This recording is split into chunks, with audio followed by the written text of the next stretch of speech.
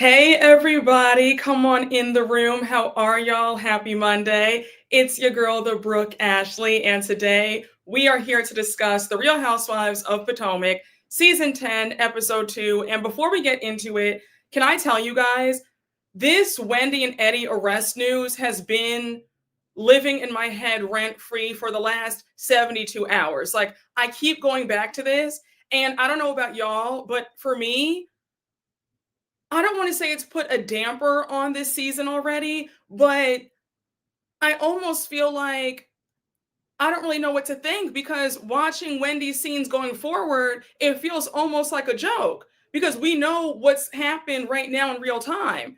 Um, yeah, guys, I am still speechless. I'm still flabbergasted over this whole entire thing. I keep thinking that it's a joke.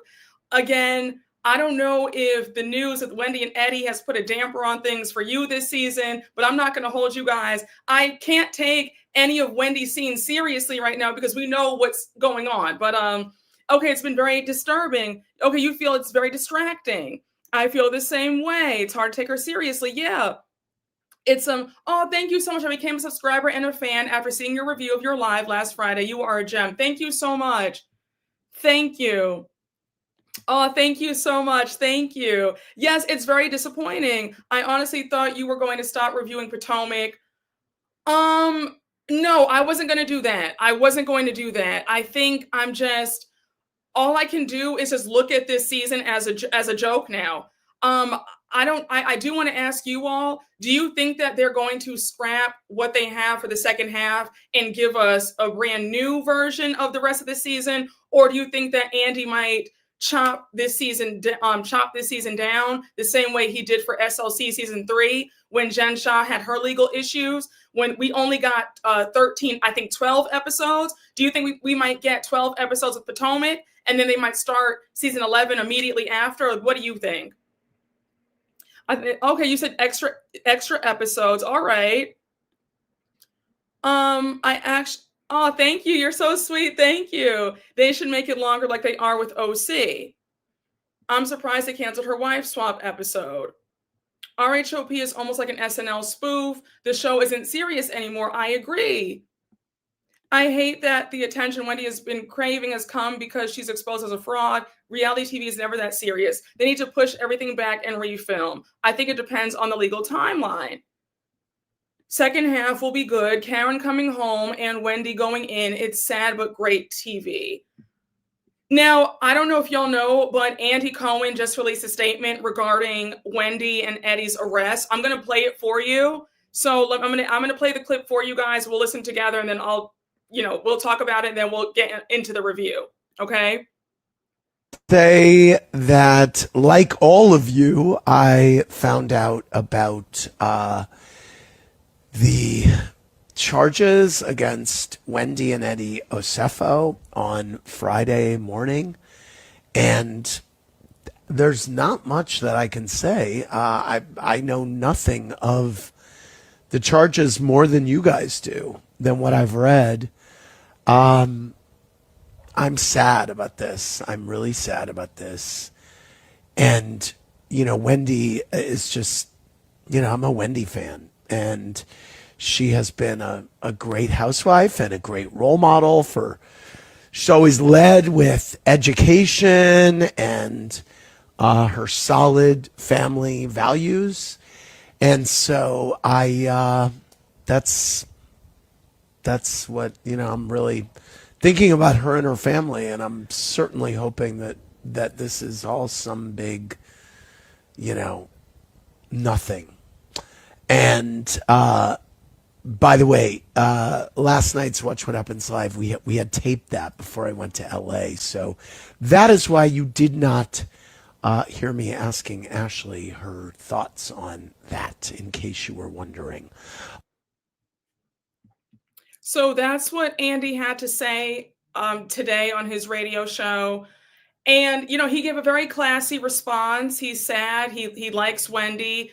Again, this whole situation is very jarring. I think that it's incredibly devastating. I'm still not over the fact that her and Eddie cooked this harebrained scheme up and thought that it was going to work. I'm really in shock at the fact that they have 3 young children. And then think about it. I mean, I can't even imagine how the kids were feeling this weekend. Are they probably gonna skip school for the next week? This whole thing is just horrible. But yeah, I'm just young. When I tell you these recaps going forward, I'm speechless. I don't know how to approach this season. Like this season, I feel almost feels ruined in a way because we know what's going on right now in real time. So to see Wendy's confessionals and her group scenes and hearing the shade that she's throwing, all I can think about is you were doing all this with knowing that what was coming for you. Guys, a mess. Oh my gosh. I feel horrible. I cannot stop thinking about this. Like this has been the dominant thought for the last 72 hours. Okay, you said that it's unfortunately this season is a wash. It's very awkward going forward. Oh, thank you so much. I was so shocked. My parents listened to me talk about them. They do not care about Housewives. I'm screaming. Hey, Kara Bright, thank you for the super chat. I think they'll just extend the season's finale to include her arrest, still keep her normal footage. I can see that too. I think I'm torn. There's part of me that feels like they might shorten the season. There's a part of me that thinks that they're going to extend the season. I don't know. I think, you know what I think it's going to depend on? I think it's going to depend on what happens November 7th. That's the court hearing. So whether or not we find out the verdict or, whatever happens then, I think that's going to play into if we get an extended season or a shortened season. Hey, Humbled by Life. Thank you for the super chat. First, you look absolutely stunning. Thank you. Second, the bullying is uncomfortable. I don't know what it is, but the season gives season 5 dark vibes. Also, I've been a fan since day 1. Love you. Oh, I love you right back. Thank you. I think the gang up on Stacey, I'm not a fan of what they're doing to Stacey right now. And then I think because this is now the Wendy and Eddie arrest is now clouding everything, I think it's kind of giving the season, like, I don't want to say a dark vibe, but it gives it a weird vibe.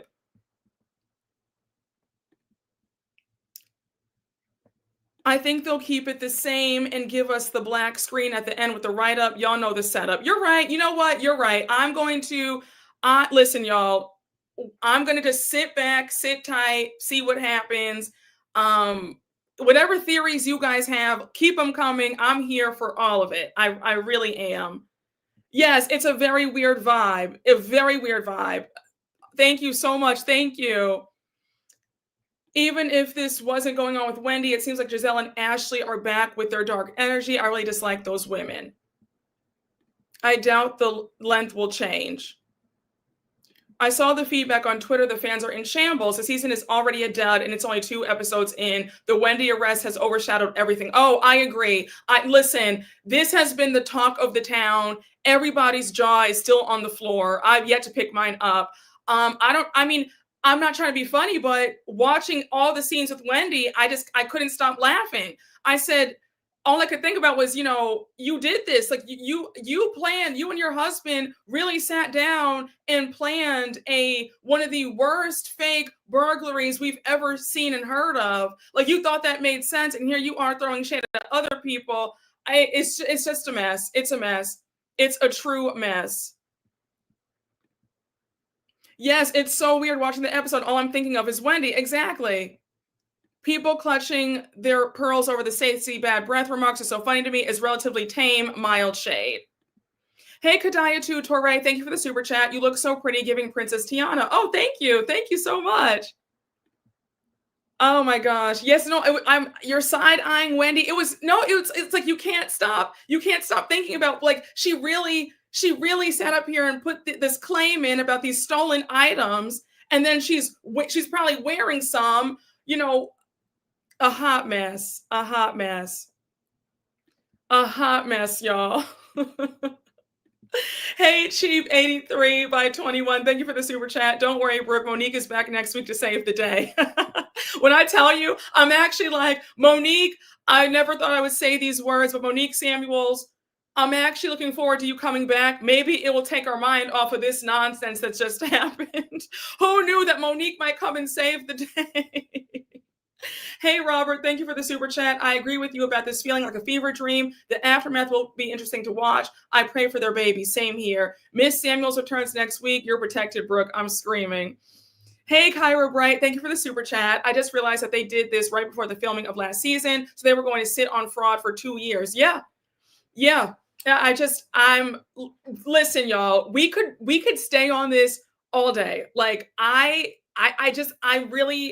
still flabbergasted. If somebody could help me, just let me know. On what planet did they think that they would not get caught? Honestly, I feel like ADT is the best home security system ever. Grew up with ADT. ADT is the truth. You claim that you have ADT to protect your home, and robbers came in and burglarized your home, and there is no footage. The police never got the alert that somebody broke in. Stop it. Like I'm just confused as to how they thought that this made sense. They really sat up here and told a bold-faced lie. I mean, talk about no street smarts whatsoever. This makes zero sense. And I really do want to know who came up with the idea. Do we think that Wendy did it? Do we think that Eddie did it? They obviously met in the middle and concocted this story, but I just really want to know who came up with the idea first, because it's just not adding up. It's just not. Yeah, I know, y'all. Yes, they have logs to record every door and every window crack. It's so true. It's so true. Oh gosh. Literally, guys, when I tell y'all, you said you are so funny. It's obvious that Wendy nor Eddie have family from the hood. Oh gosh. Yes, Wendy is definitely the star of the season, but not in the way that she thought. It's true. Oh gosh, y'all. Well, we're gonna talk about this more when we get to Wendy's scene with Stacey, okay? But I just want to start off with hearing Andy's statement today, and watch what happens live. Andy, respectfully, I know that you and the good folks down at NBC watch me, love y'all down, but can you please go back to filming Watch What Happens Live? Can it actually be a live show? I think that this was a huge missed opportunity last night for you guys not to have Sunday night show be live. I don't know why you pre-recorded it. I mean, you did say in your statement today on your radio show that you were in LA, but I feel like when a situation like this comes, you are better off getting your behind on that plane first thing yesterday morning and getting back to New York and filming a live show. If you had to film it by yourself in the clubhouse, because we were robbed of that breaking moment. But I think tonight's show might be live. I know Keiarna's going to be the guest. So if tonight is a live show, please do your big one. All right? Oh, gosh. You said they should have called Forehead and told her to zoom in a statement or fly her out. Oh, Lord have mercy, y'all. Hey, Rich the Fish, thank you for the super chat. Brooke, I'll watch your reviews, but not the show. The real GNA are back with their paper bags and bullying. The show has become dark and nasty again. Sack Ashley. I think that Gizelle and Ashley, especially with Ashley, their strategy has always been ganging up on somebody, trying to ice somebody out, run somebody off the show. That tactic can only work for but so long before the franchise flops. I will say this, though. I'm glad that Stacey is not giving them the satisfaction. I'm glad she's not crying. I'm glad she's not breaking down. Stacey has been holding her own, and I'm here for it. Yes, Ashley knows how to beat a horse. Very true. Very true. Yeah, you can't stop thinking about it. Same here. Especially when Watch What Happens Live is desperate for ratings and slipping, yes, at the end of Housewives shows when you don't want it. Yeah, I was very surprised that they, missed out on the chance to have a live show last night. I think that would have been a complete ratings boost. So let's start the recap. we open up this episode. It's the continuation of Ashley and Stacey still arguing at Ashley's second bloom party. And I love Stacey. Stacey is just so I love how she argues with them. She says, Ashley, you are a messy devil. Get your finger out of my face. So you have AJ interrupt Stacey's friend. Can I tell you something? I really think that AJ is such a nice touch to Potomac. AJ reminds me very much of Atlanta back when they had Dwight and Nene, and then Miss Lawrence and Sheree. AJ adds a very nice touch, which is missed.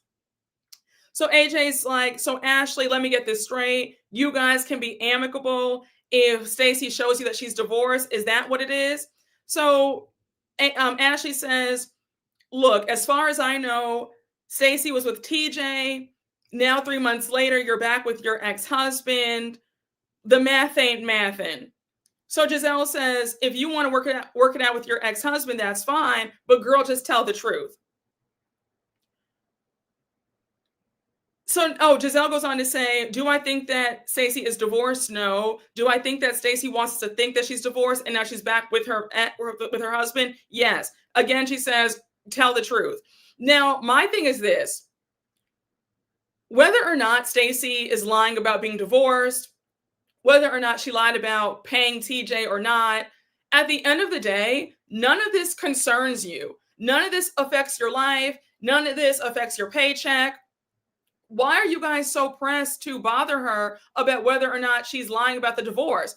Okay, she told a white lie. It is what it is. You had somebody like Mia lying about everything under the sun, and you guys were cackling and kikiing about it. So let Stacey slide. I just feel like, especially you, Ashley. Ashley, you've lied for years. You lied about the whole thing with Michael and that butt grab, because nobody can tell me that you should have been off the show for that.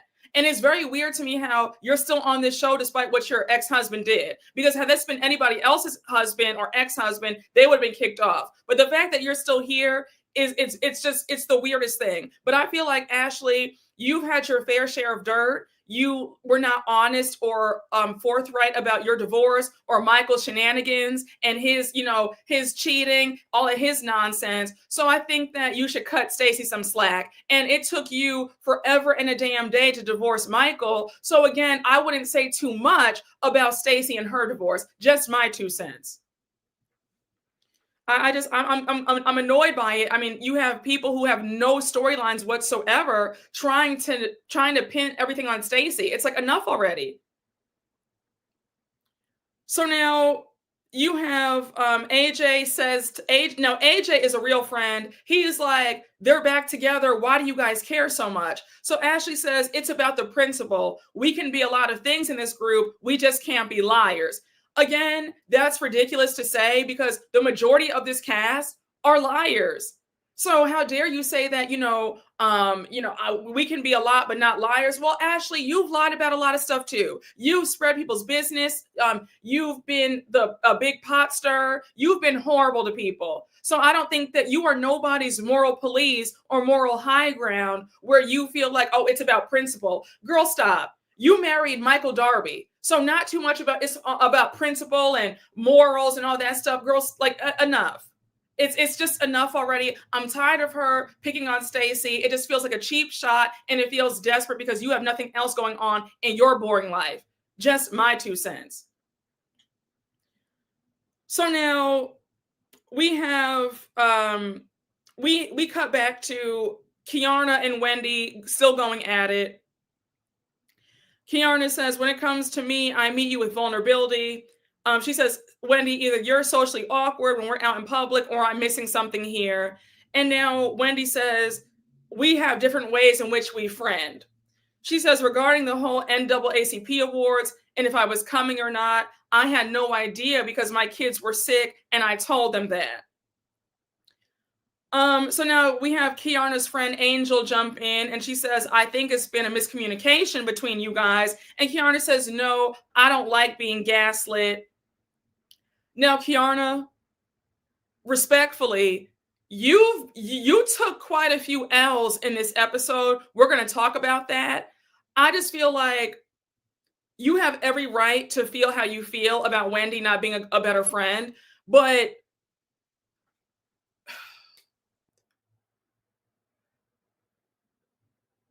one thing about Housewives, when you drag issues out over several episodes, a few episodes, if it's a tiny issue that can be easily resolved, when you keep bringing it up, it gets tiring to the viewers and everybody else. You said how you felt. Wendy apologized or gave you a half apology, but like let's move on. Let's just move on and wait until Wendy does something else to you to talk about that. But I felt like, okay, Keiarna, let's just drop it for right now. You know what I'm saying? You said find it. You said Kay looks stupid. You said Kay was doing too much. She must have talked to Karen, Ashley, and Gizelle or something. Kay was thirsty for a moment.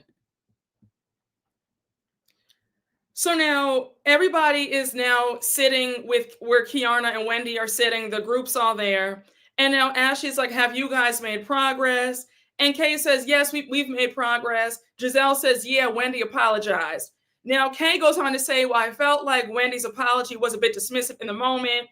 And now Wendy goes on to say, where do we go from here as a group? She says, Stacey, you're now a part of this group. Tia, we welcome you. Angel, we all welcome you. I want us all to flow.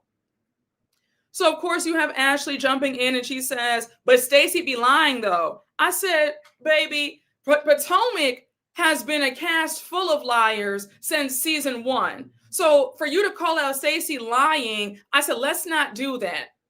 We've seen fake boyfriends, fake relationships, folks with no money. We have all types of frauds.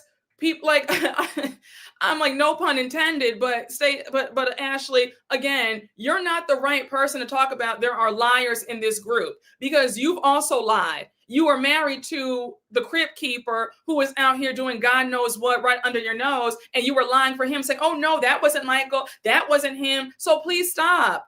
Again, you are determined to go after Stacey, and I don't know why that is. Are you intimidated by Stacey? Are you nervous that she's here to take your spot? Because you look really threatened by Stacey. That's what it's giving me. Because I don't understand all this hate towards her. So okay, so she paid TJ's way. She got back with her ex-husband. You're that pressed about that? It's weird. So now Ashley's like, Keiarna, didn't you tell me that Stacey told you that she has a charade to keep up? She has no intention of dropping the charade. So Keiarna's like, yeah, totally. When we were at Lake Norman last year, you were talking to TJ on the phone, and I asked you, I said, Stacey, are you going to ever show the girls exactly who you are and not break character? And you said, absolutely not. So now Stacey says, Keiarna, every time you and I have an interaction, you come from a place of negativity and aggression. So now Keiarna's like, oh, please, Stacey, just stop it. So Stacey says, Keiarna, you want to fight? So now Keiarna's like, girl, you know I know how to fight. If I wanted to fight, you would know it. I just said, Keiarna, take all this bass out of your voice. Why are you this mad at Stacey? And it's really weird, Keiarna, because I'm sorry, you were Stacey's biggest fan last season. You and Stacey got really cool. You guys were roommates on vacation. So now all of a sudden, this switch up feels like I'm doing this for a storyline. Let me go after Stacey this season because that's what all the cool girls are doing. So let me follow suit. I'm sorry, Keiarna, I can't respect this. Because again, there's no reason why you have all this aggression and anger towards Stacey. If anything, you should have more smoke for Miss Ashley because she had her friend bump you in the forehead. You had to get stitches. Be mad. You should still be mad at Ashley, not Stacey. Stacey has done nothing to you, and for you to sit up there and say, "Girl, I know how to fight," like it's like, whoa, like Stacey's not even on that type of time for you to even be saying that. It was weird. I don't know. I was irritated by that. I said, Keiarna, I don't recognize who you are this season, and we're only 2 episodes in, and you're already working my last good nerve. So now, Stacey had me screaming. She said, "Girl, I know you can fight. I've seen you fight." Stacey says, I have no idea. I don't understand why this group of women has turned against me. I'm being unjustly beat down. Now, a lot of y'all said this in my last recap. A lot of y'all feel like they're going against Stacey because they're intimidated by Stacey. Remember, a lot of times when the newbies come on these shows, they're usually there to replace somebody, either a veteran or an OG. And I'm getting the impression that Ashley's worried about her spot. And I think that there's some jealousy there that Stacey might be the fan favorite. Because make no mistake about it, Stacey won a lot of people over at that reunion when she said "Still I Rise." You have people saying, "Oh my gosh, Stacey's so iconic. She's a legend already." I think that the women look at who the fans like and they want to go after them. And I think y'all are right in terms of there might be some jealousy and envy about Stacey winning the hearts of the viewers. Just, okay, so y'all do feel like Stacey, now you feel like Ashley is jealous of Stacey. That's what it's giving. Yes, people do like Stacey. Ashley's working overtime, very much so. Yeah, she's handling these girls effortlessly. I agree. Cal and Gizelle put Keiarna up to this beef with both Stacey and Wendy. The fans have been wanting Ashley gone for years. Very true. So now we see Gizelle walk over to Cookie. Cookie is Karen's friend. We've seen Cookie throughout the years. And Gizelle's asking Cookie how Karen's doing in prison. So Cookie says, yeah, she's doing well. She told me to tell you. She says hello. So Gizelle says Karen's birthday is coming up. We want to do something fun and cute for her birthday since she's not here. So now she goes on to ask if Cookie has talked to Ray. Cookie says, yeah, he's doing well. I talk to Ray every day. He goes golfing. He's fine. So now we cut back to everybody else. And, oh, wait, a quick side note. Cookie reminds me of Lunel, the comedian, especially in the last scene when she joined them for their little brunch in honor of Karen's birthday. I said, if Cookie and Lunel are related, I would not be surprised. She reminded me so much of Lunel, looks-wise, personality-wise. Her whole vibe was giving very much Lunel, right? Okay, yes. She was very much, you said, okay, she was giving Aretha and Lunel mix. Yes, she was. She was. Especially the nails, yes. She reminded me a lot of Lunel. Because she was very just like the shade and like the quips, and Lunel's very shady, very funny, very quick on her feet, the mannerisms, very much Lunel. Yes, the voice. Her voice reminded me of Lunel's too. Very much so. Okay, so we see each other. Yes, it was very much like, okay, you said Aretha down. Yeah, no, she was giving Aretha. It was Aretha and it was Lunel, like y'all said.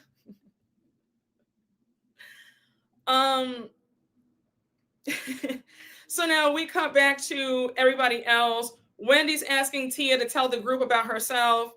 Keiarna says, Gizelle tells me that you're royalty. So Tia says, yes, I am royalty. She reveals that her grandfather is a prince in Nigeria. So Wendy and Tia high five over being Nigerian. And now Stacey interrupts and shares some news that she's Nigerian too. So she says that she was so excited to find out. Her mom told her that she was Nigerian and she was so excited. She says, I might have found my sisters.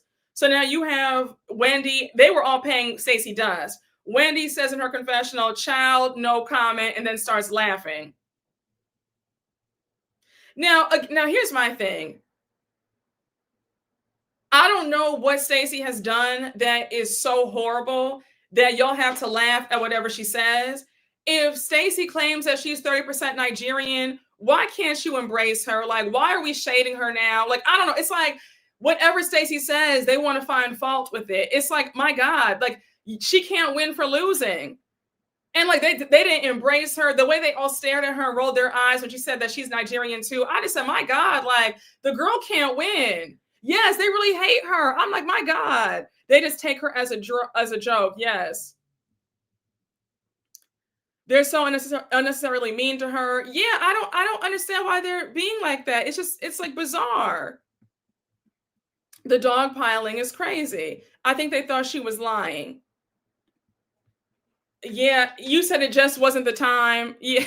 But I'm like, she's trying to change the mood, right? She's trying to, like, they were just getting on her about being a liar. She's trying to be in the conversation. It's like, well, especially if two people in the group are bonding over being Nigerian, if she just found out that she's Nigerian too, that's not the right time to say that. It's like, I don't know. I feel like whatever Stacey says, they're gonna find fault with it,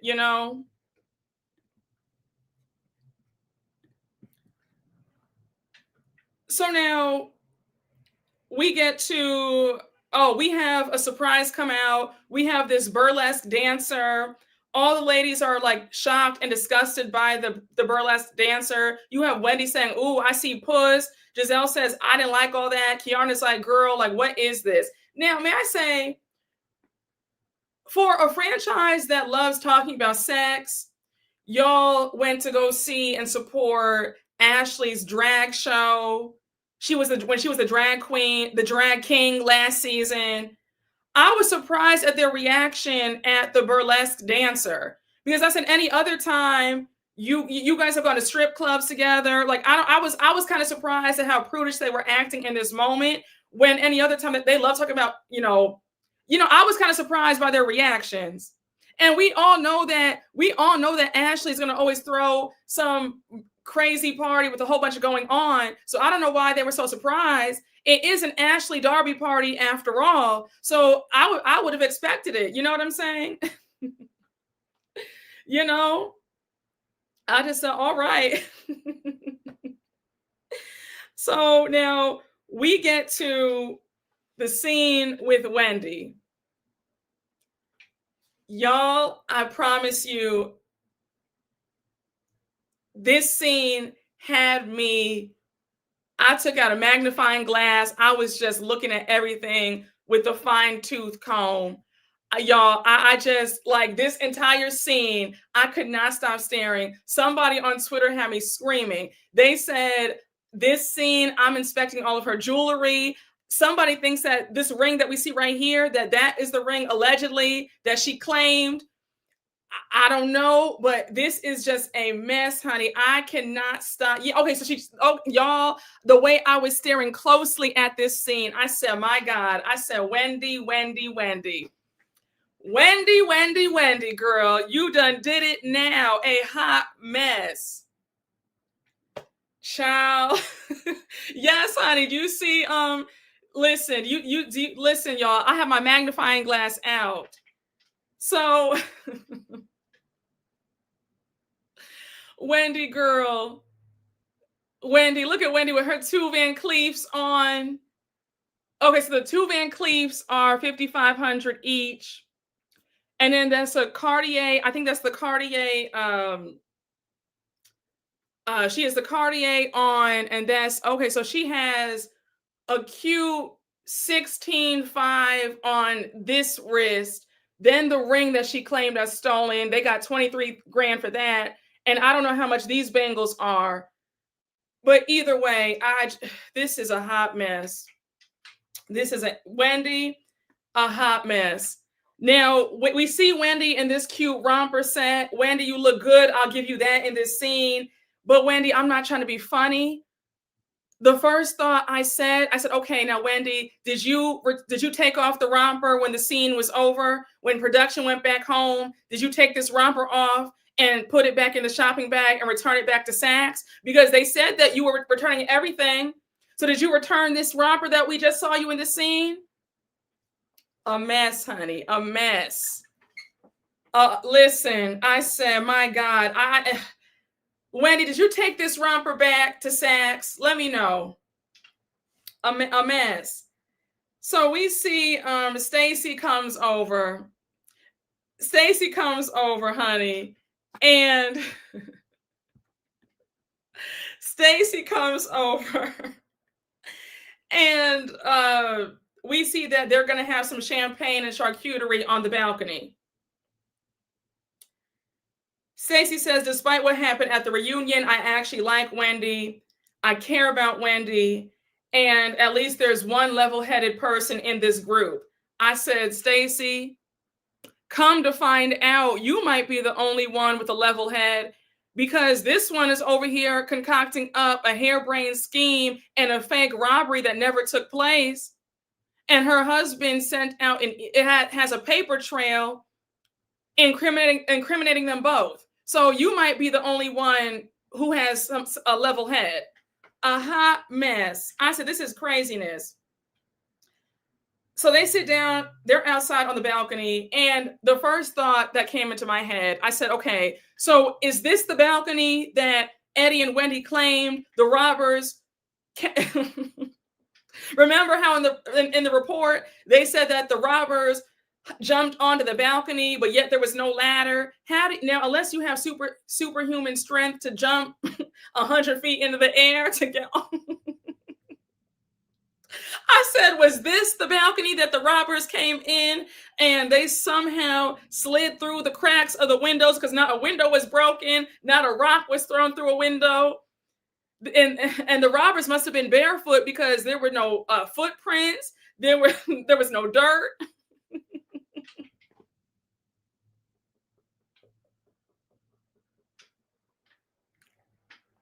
This isn't funny. Wendy, this is so foolish. Wendy, if I could get my belt out and put belt to ass and just whoop the both of y'all, because this is a shame that you would risk your freedom and embarrass yourselves and your family like this for what?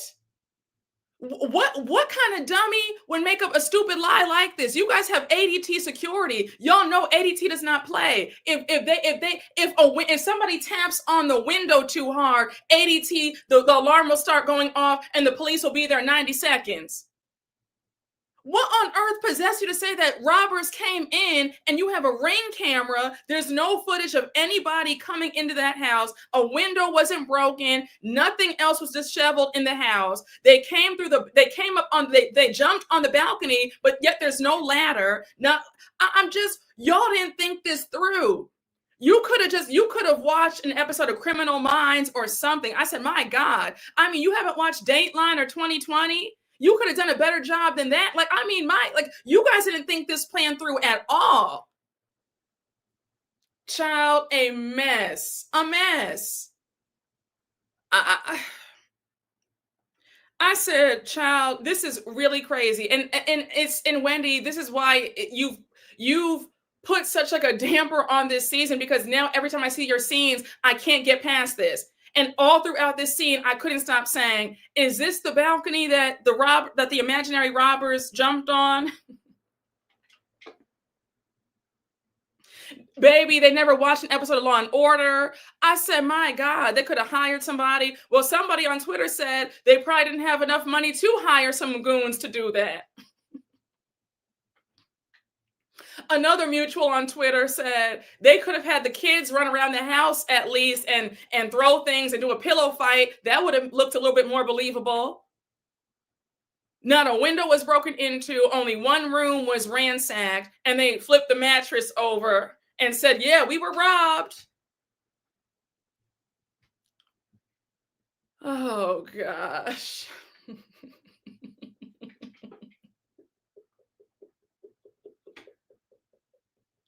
This is just, I don't think you understand. This is just so foolish that it pains me, physically pains me. This is so foolish.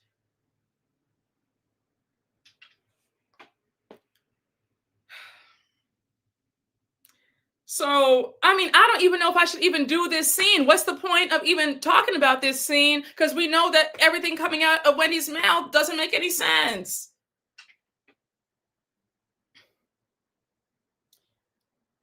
So I lost my train of thought in my notes. This whole thing is just this is just like so bizarre. So they're on the balcony, and mind you, Wendy had a cute spread. She has some charcuterie. She has some Pellegrino sparkling water, and she has a bottle of champagne. Now, Wendy, I have to whack you for this too. You know good and damn well that you can open up a bottle of champagne. When you said, oh yeah, where's Eddie? I can't do it. Then you have Stacey take the bottle. She can't open up the bottle. I said, is this a joke? 2 grown women can't open a bottle of champagne. Are y'all serious? And Wendy, no shade. It was giving, I'm not opening up this bottle because I'm taking this champagne back to get a refund. I said, was this bottle of champagne on the list of stolen items too?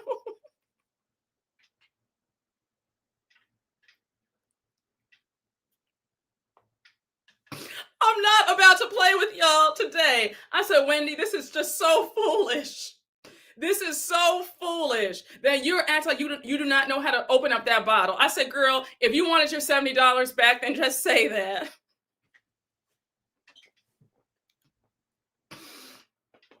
Was I the only one who thought that? I know.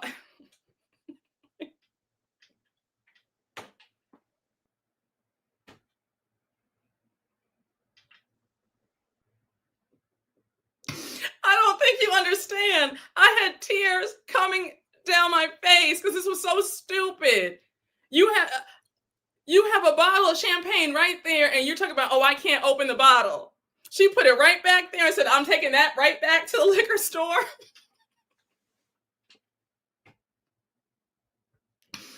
Oh, Wendy, this is so foolish. Wendy, if I could just get my belt out, because why would you do this? Goodness. And then, yes, she said, oh, Stacey, just drink the water. I said, no, I don't want sparkling water. I want my champagne. You said, Wendy said, all we can afford is some water. Drink up. Oh, my goodness. Just foolishness. So they sit down to talk. Wendy says, Stacey, how have you been? I haven't seen you since the Bloom Ball. Stacey says, I wanted to talk to you about that. Ashley invited me to go shopping beforehand. Within a minute of me arriving, she was screaming at me and telling me that she has receipts. So Wendy goes on to ask, well, are there receipts? And Stacey says, I don't know what to say to that. I can't defend myself against things that I don't even know what you're talking about. So now Stacey says that a lot has happened. She shows her ring finger, and Wendy's like, are you engaged? And Stacey says, I'm back with my husband. So Wendy's shocked and silenced. Wendy, for you to say, now, Stacey, if you're gonna be anything, please be serious. I said, Wendy, you're the wrong person to say anything about please be serious. You need to be serious. You sat up there and filed a whole police report saying that somebody robbed y'all and not a glass was broken and they only took 20 items, didn't go into the kids' rooms. Stop. You're sitting up here acting like you can't even open up a bottle of champagne, and your husband's over there sending emails to incriminate y'all both. A fake robbery that never occurred. You're over here wearing the ring that you claimed was stolen in pictures and on TV, but yet you're telling Stacey to be serious.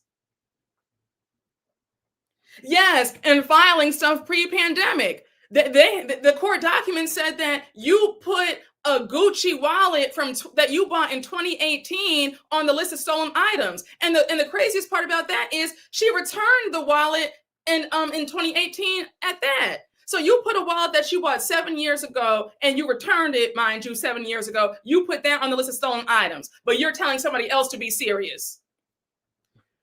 Oh my gosh. I said, Lord, Wendy, the fact that we have to sit through your scenes and confessionals knowing that you have pulled a stunt like this, my God.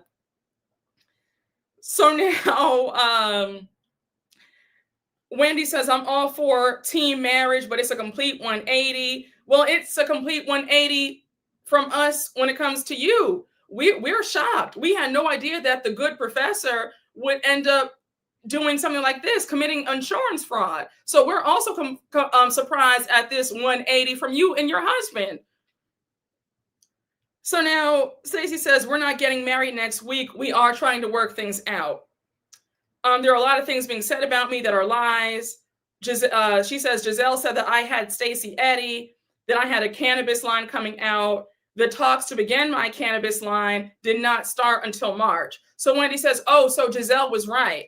So Stacey says, no, she wasn't. I didn't have the line. I didn't have the line then. That was one of many meetings regarding the brand partnerships that I had. She says, getting into business had nothing to do with you or Eddie. So Wendy says, you weren't in this business before you came into the group. So now Wendy says a few months before the reunion, her and Eddie were tipped off that Stacey was going around the cannabis community saying that she wanted to start a line like Happy Eddie. Now, hold on. 2 quick points here, if you don't mind me just saying this. Wendy, you don't own the cannabis line. And also, ma'am, I wouldn't have anything to say about anybody going behind anybody's back. You were over here lying to the world that you were an upstanding citizen, and the whole time you and your husband are out here committing insurance fraud. So you don't really have the right to question anybody on what they choose to do. And let's not forget, you came out with candles the same time as Karen. Karen had that idea in the works for a long time. Let's not forget that in season 2, Karen had partnered up. She had the perfume line, and it was in Bloomingdale's. So Karen was always on track to do candles next. You came in that group and started candles immediately. So could you be called a copycat because Karen had her candle idea first? Then you came out with a book. Then you came out, you want to do a restaurant. So you've copied other people's business endeavors as well. So you can't feel a way about Stacey coming out with cannabis. Just saying. And then on top of that, Wendy, it's looking like Happy Stacey is going to be replacing Happy Eddie with all that's going on. So I'm just saying. Yeah, every year a business endeavor. Exactly. Then there was a YouTube channel. So somebody could say that you're copying YouTubers. So, you can't act like, well, you didn't tell me or anything like that, because you also have done business ideas like the same. You've also done the same businesses as other people, i.e. Karen and the candles. Hey, Dark Brown, thank you for the super chat. Miss Brooke, I hope the women gather together and give Wendy the Monique treatment and drive the point that Black women don't steal, Black women don't fraud. Woo!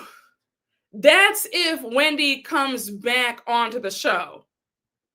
And I'm still up, it's still up in the air about that.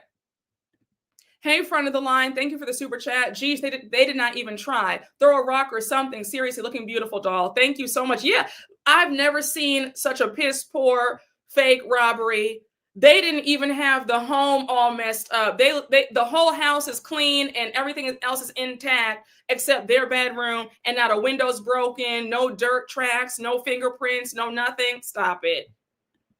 Hey, Osmond Chagall, thank you for the super chat. Y'all, I fear we and Brooke you finna be whacking Wendy all season long. I mean, the jokes write themselves at this point. Hey, High Vibe, thank you for the super chat. Wendy being a supposed expert in public policy on cable news, this is embarrassing. It is. Home insurance fraud is what increases premiums. I know. High premiums affect people's ability to afford buying a home. I know. It's like, there's just so many factors to this. There's so many layers to this. I don't understand what would possess her to do something so stupid. Hey, Deandra Reed, thank you for the super chat. The future earning potential they had for being on the show. Yes, speaking engagements, businesses, it was not worth the $450. Yes, that they frauded. I agree. And Wendy was making great money as she stayed on the show.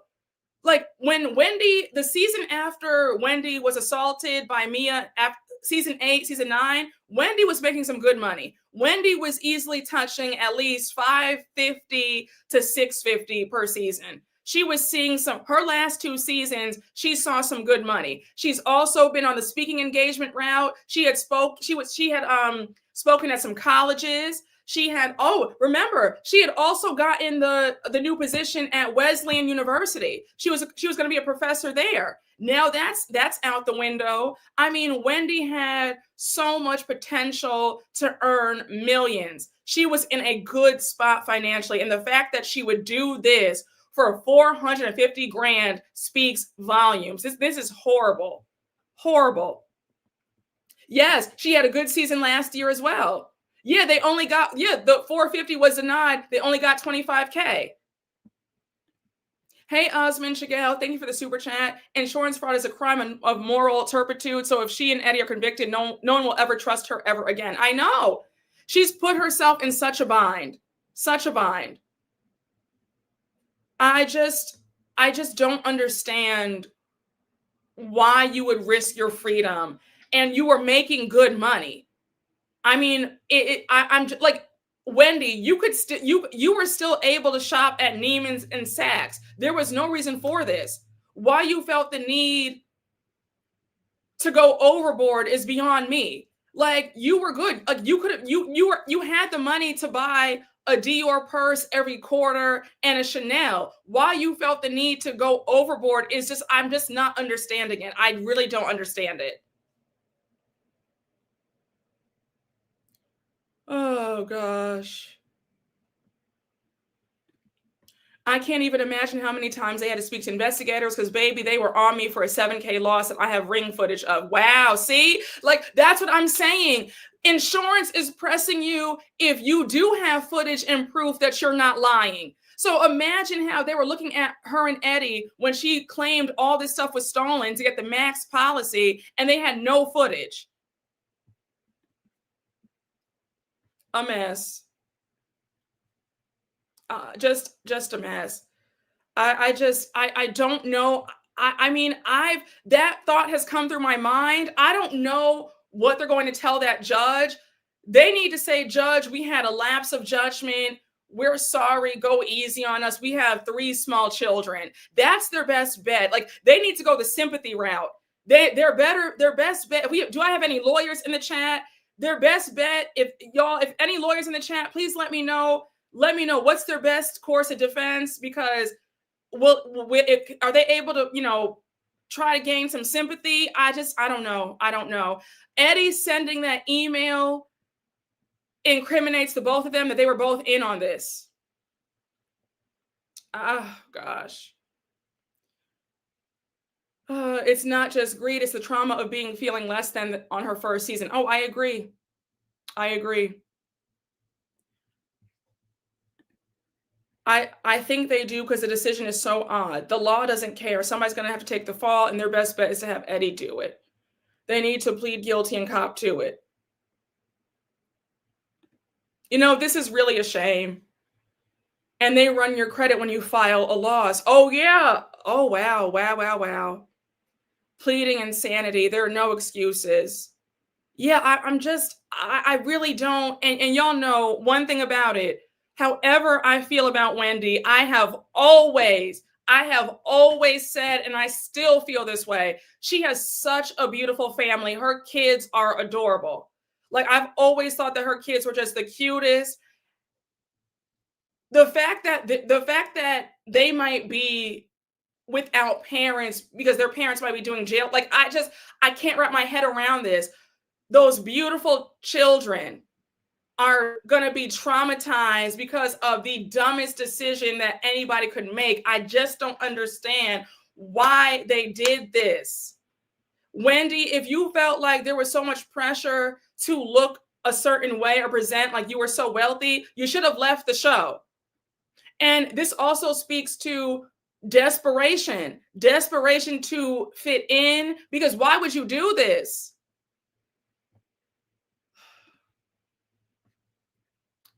Y'all, kids are cruel. I know, like, you just hope that the kids at school aren't saying anything to them. Their kids are so adorable. So adorable. The kids don't deserve this. They don't deserve this at all. She should have gotten a stylist and rented the clothes. She should have called Marlo. The kids at school are going to be ruthless. It is frustrating. It is very frustrating. Oh my gosh, her daughter looks up to her. Her daughter is adorable. Like, my heart breaks to think that her daughter is 5 or 6 years old, and her, like, if I think about it too much, I'll start to cry, because I just feel like there was no reason for this, Wendy. There was no reason for this. There was no, and I don't care how hurt you feel by the viewers' comments. be like, if the viewers call you broke or corny or whatever, those are just words. Like it should never be that deep for you to do this and risk your freedom. It should never be that deep for you to risk your freedom. You should not be that concerned with what the viewers have to say about you. Let folks talk. Folks are always going to talk about you. They talked about Jesus. Nobody's exempt from being talked about. But the fact that you took what folks said about you to heart this bad, that you would pull a stunt like this, I'm just not understanding why you did this.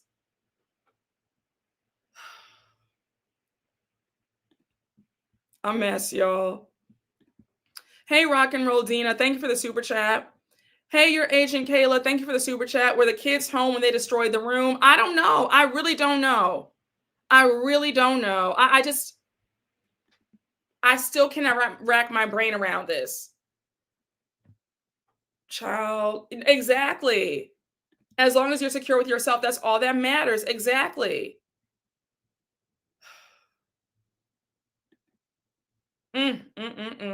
Their kids are 12, 10, and 6. This don't make no damn sense. This doesn't make a lick of sense. I don't know. I don't know what to say. I don't know. I can't even get through this scene, y'all. I really can't even get through this scene. I just can't, because it's just so much foolishness going on. And I can't even look at Wendy in the same light, knowing what we know now. And the fact that she has risked her freedom, her and her husband risked their freedom. And in the turmoil they put their children in, I still cannot get past that. I pray that the judge goes easy, but then I feel like the judge might throw the book at them because, of course, they're on TV. They made a lot of money, so there was no reason to do this. They're Black. They're highly educated. There are 6 degrees between them. So the judge might feel like this was arrogance. This was hubris. 6 degrees between the both of y'all, and y'all would cook this up. The judge might throw the book at them because they're so educated. So it's like, I don't know. This can go either way. This can go either way, because it's like, you guys knew better. If nobody else knew better, y'all knew better. You guys are highly educated folks to do something so stupid.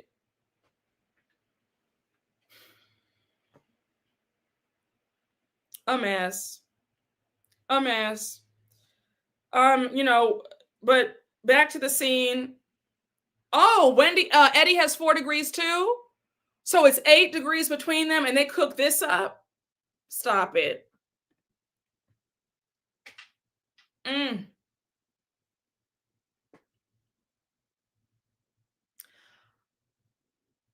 I'm prayerful that their team can work something out, because I don't know how you tell the judge, like, I don't know how you explain this. There's no rhyme or reason. There's no way you were able to. I don't know how you explain your way out of this. So y'all, I'm still baffled by all this. 8 degrees and 0 cents. Exactly.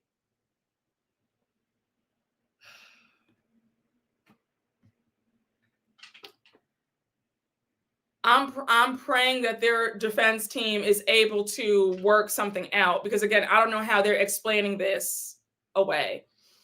And I can't. I just hope that the judge has mercy, because they have 3 small children, and they can't get that time back. And then for their kids to have to grow up with other relatives, like, you know what it's like, I'm just prayerful that the judge has mercy on them.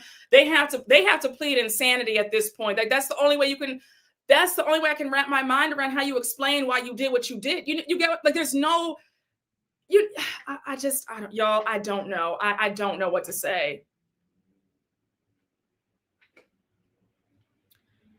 But Wendy says to Stacey that she wishes Stacey nothing but success. Stacey says, I have to use the restroom. And Wendy's like, why do you have to use my restroom? Are you pregnant? And Stacey's like, I have to use the restroom. Now I said, Wendy, you invited this woman to your house and she can't even use the restroom. It's bad enough you didn't even serve her champagne. Now she can't use your bathroom. Child.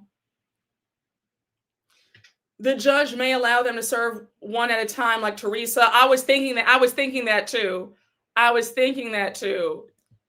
there's no way to spin this. Man, I wish that this were a joke. Same here.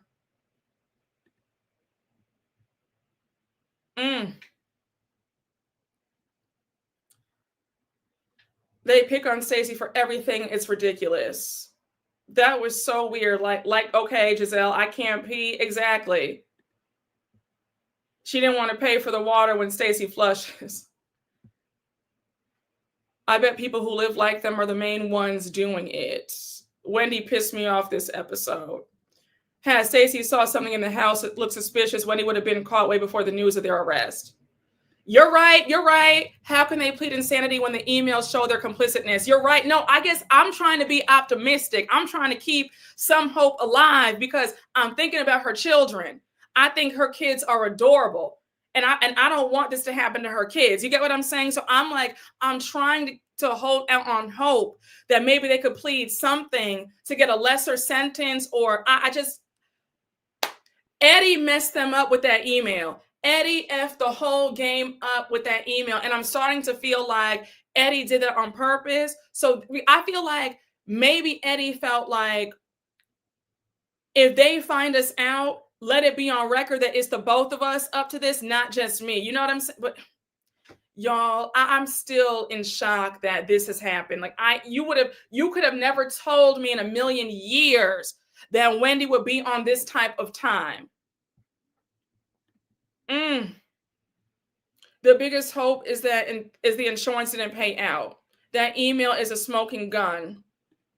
Eddie sure did. She can't play dumb because of Teresa, because of that email. I agree.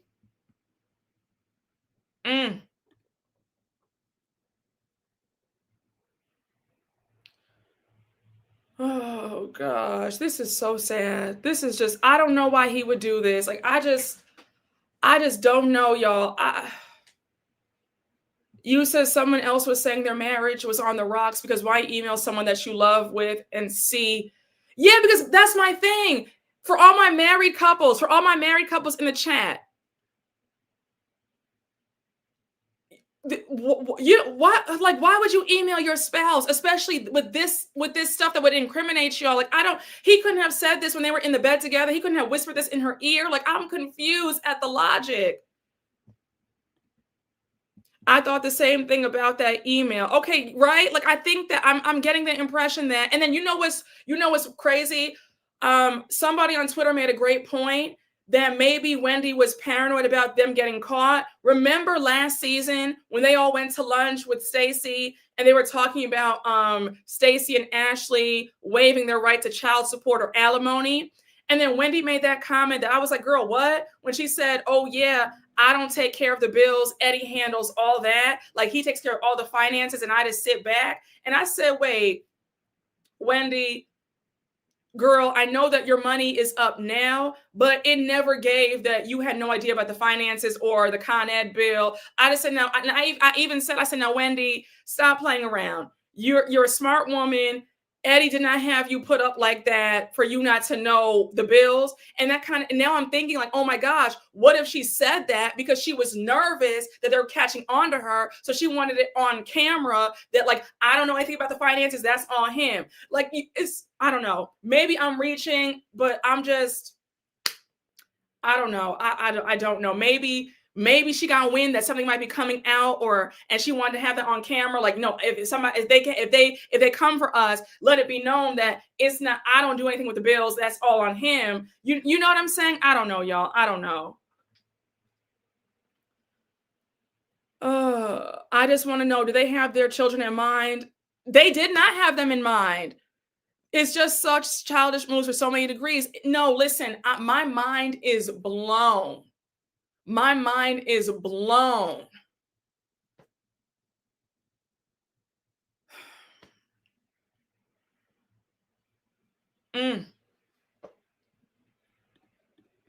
Hey, Sassy Experience. Thank you for the super chat. Redeeming arc for Wendy. We took a big leap in these businesses, overextended ourselves. We were desperate and made a dumb mistake. Just own it, girl. Yeah, that's what she has to say. In my opinion, I think that's the best course of action. Just say this, like just come clean and just own it. Like, you know what? We did it. It was a mistake. That might be the best bet. I don't know. Wait, did I miss some super chats? Hold on, y'all. I'm sorry. I didn't mean to miss anything. Hey, Robert, thank you for the super chat. Desperado Darby has no room to question anybody. I agree. Hey, only one Adrian. Thank you for the super chat. Between their jobs and the show, they should have seen at least 700 to 800K a year. Yes, I know how far that construction NYC. How in the world could they not make it work in Maryland? What was she buying? Adrian, when I tell you, I have gone over this so many times. Like I don't understand. I think that this was a case of they had already spent her Bravo check before it even when the minute her Bravo check came in that mail, they had already spent it. I just remember her birthday party last season, the big 40th, and she spent 60 grand on that. I really don't. I'm just, y'all, when I tell you, I have no words for this. Hey, your agent, Kayla. Thank you for the super chat. Eddie snitching if they go to court.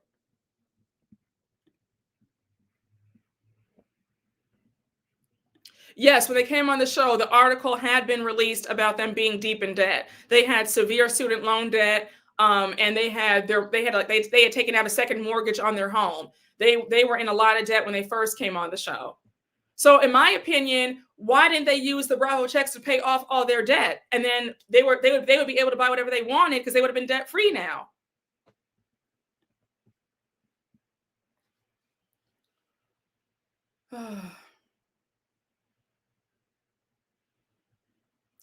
Listen, I'm all for spending on a party.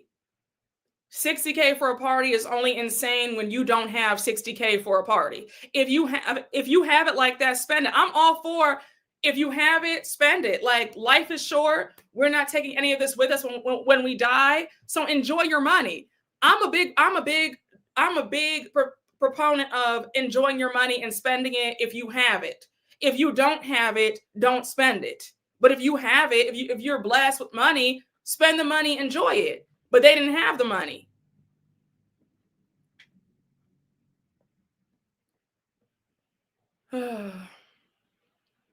Yes, it does bother me because they have 3 beautiful children who don't deserve this. If they were just 2 adults, a married couple, no kids, fine. But they have 3 children who are about to be severely affected. And I always saw her family was so beautiful. So it's like, for me, it's like to watch 3 kids be affected like this. That's very upsetting to me. That's very upsetting to me.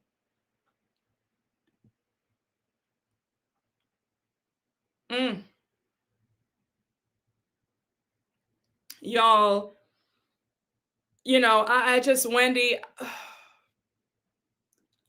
child, I don't know what to say anymore.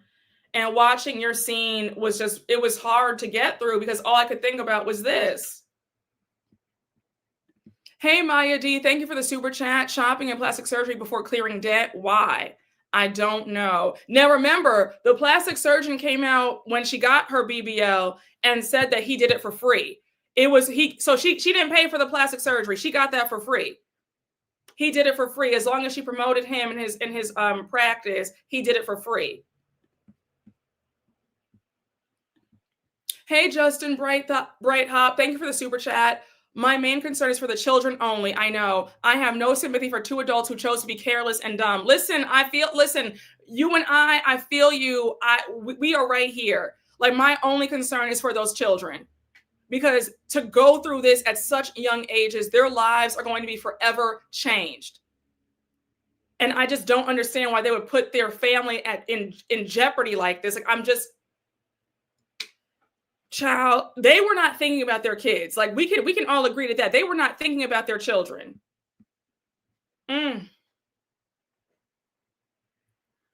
They shouldn't have come on the show. It made their minds cloudy. Wait, trying to keep up appearances. I agree. Yeah, this season will be hard to watch, knowing how stupid they were. No, for real. They were not thinking about their children at all. At all. So now we get to Tia at home. We get to know Tia's family. Tia has 4 kids. Tia has a beautiful family, by the way. She has 4 kids. She has a 16-year-old, a 13-year-old, and then 10-year-old twins.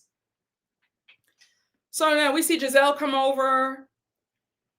Now y'all know how I am about certain things. Gizelle has a really bad habit of going to somebody's house empty-handed, and she did it several times in this episode, and it drove me insane. I'm like, Gizelle, really? Like Gizelle, and Gizelle is always the first one ready to, have a glass of champagne at somebody's house and eat a bite of food, but she comes to your place empty-handed. I'm like, Gizelle, the fact that this show was built on etiquette and manners, the premise of the show was all about Jack and Jill mothers. Remember, like I know the whole Potomac tea. You know better. You were in Jack and Jill. You know better than to come to somebody's house empty-handed. Like my God. She does it all the time. And I'm like, Gizelle, goodness gracious. Yeah, it's very tacky. Very tacky. I just said, girl. So Tia had a really nice charcuterie board.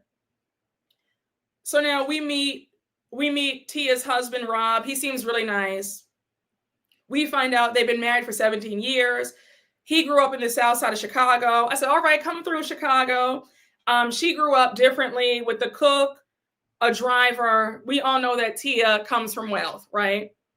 She says we're a good balance for each other. So now Gizelle's asking Tia about her necklace.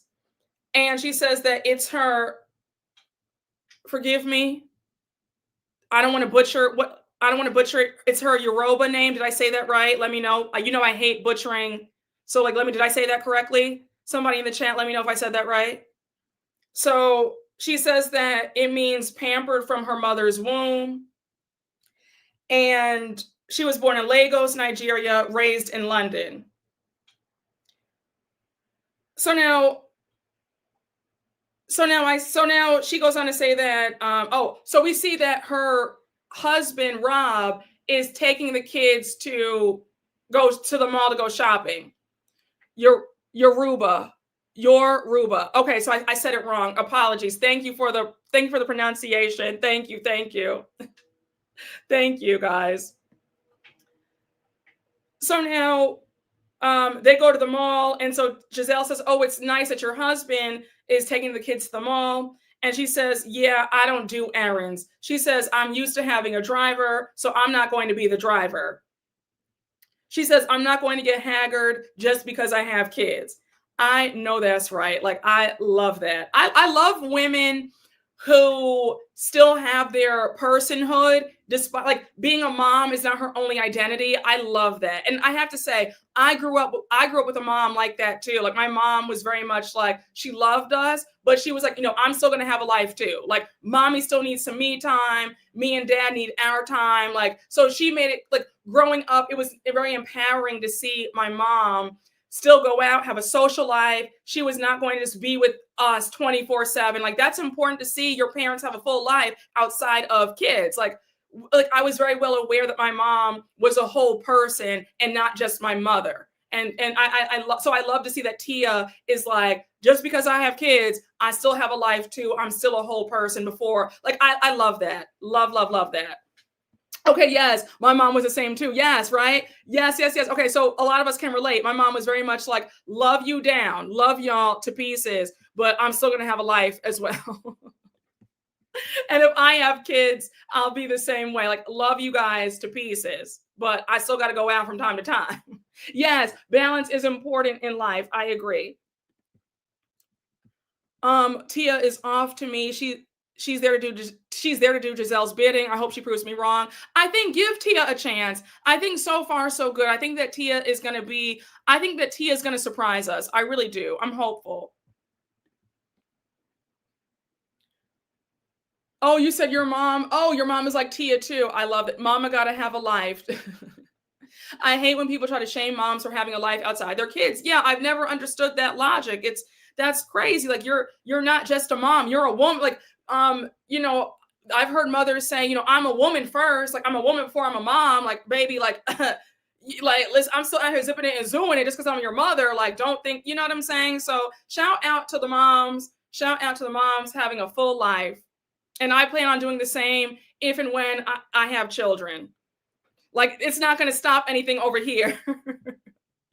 You said something about Tia does not seem authentic, but we will see. I feel like give Tia a chance. I'm coming in with an open mind. I'm hopeful that Tia will be a light this season. So now, Tia said, we find out that Tia is a global real estate advisor. Remember, she works at Sotheby's. She works at Sotheby's. So we know that she's very successful in her own right. She says, even though I got handed everything, it's important for my kids to know that I can work and make a living. She says, I love being a mom. I love spending time with my kids, but I also like spending time without my kids. So now Gizelle wants to know what her husband does. And we find out that her husband, he does sales and acquisitions for a massive aeronautical company. So he's making bank. He's doing very well. Love to see it.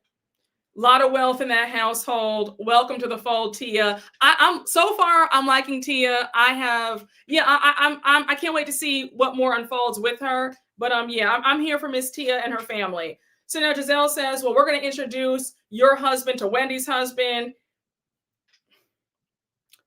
I said, now, Wendy, you see what you've done? Because the way the jokes write themselves, I said, now, Gizelle, I don't think that we need to try to match Eddie up with anybody in this group. I said, knowing what we know now, I don't think that Tia's husband needs to be caught up in Eddie's mess. All right. I said, Wendy, you see what you've done? You know, I said, yeah, I don't know about Eddie.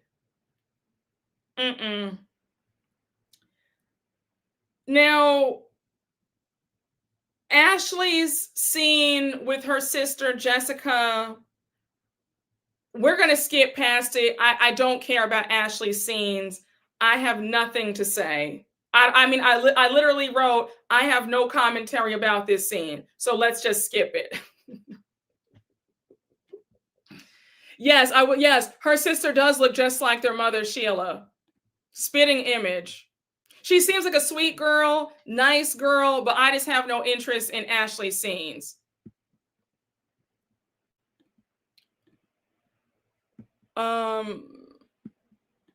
Hey, very inquisitive. Thank you for the super chat. So Bravo does not pay for the events these ladies put on. It depends on the person.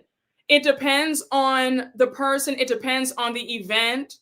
If the event is to move a storyline along, they'll pay for it. This is what I've heard from people on the inside at NBC. I've heard if the event is going to move a storyline along, Bravo will pay for it. If it's a housewife that production favors, they'll pay for it. But if it's not a housewife that production really cares about, if the party's not going to move a storyline along, then it's all on you to pay for it. And they probably felt like Wendy's 40th birthday party is not moving any storyline along, so we're not going to pay for it. That's on you, babe.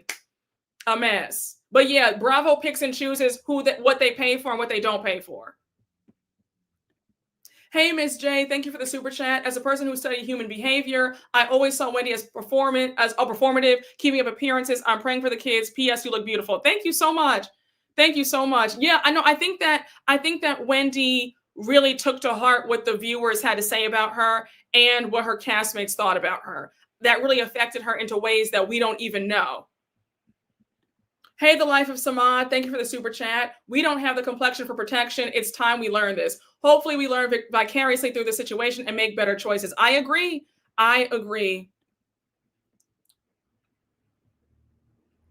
You said I refuse to watch Ashley's scenes. That's when I let the dogs out. You guys are so funny.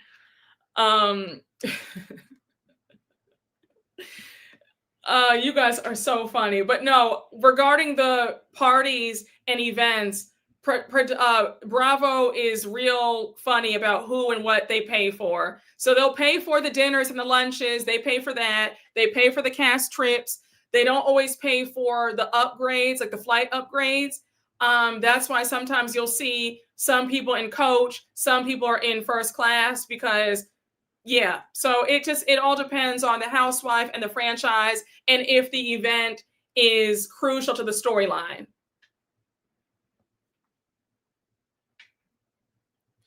I'm screaming. You said, Wendy, dear, you came on RHOP, not Beverly Hills. There was no need to be over the top with this group. That's true, too. So now skipping past Ashley's scene, we have Angel and her husband out on a date night. They're at Philippe Chow. And her husband, Bobby's asking, how does it feel to be back in DC?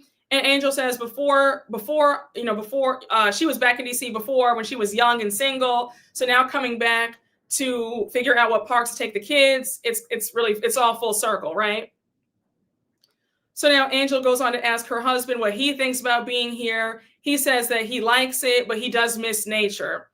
So now Angel says that she misses Colorado too. She says when Bobby signed with the Denver Broncos, she felt good about moving to Colorado. They fished and hiked. Bobby has been retired for 3 years and all their family is here in Maryland.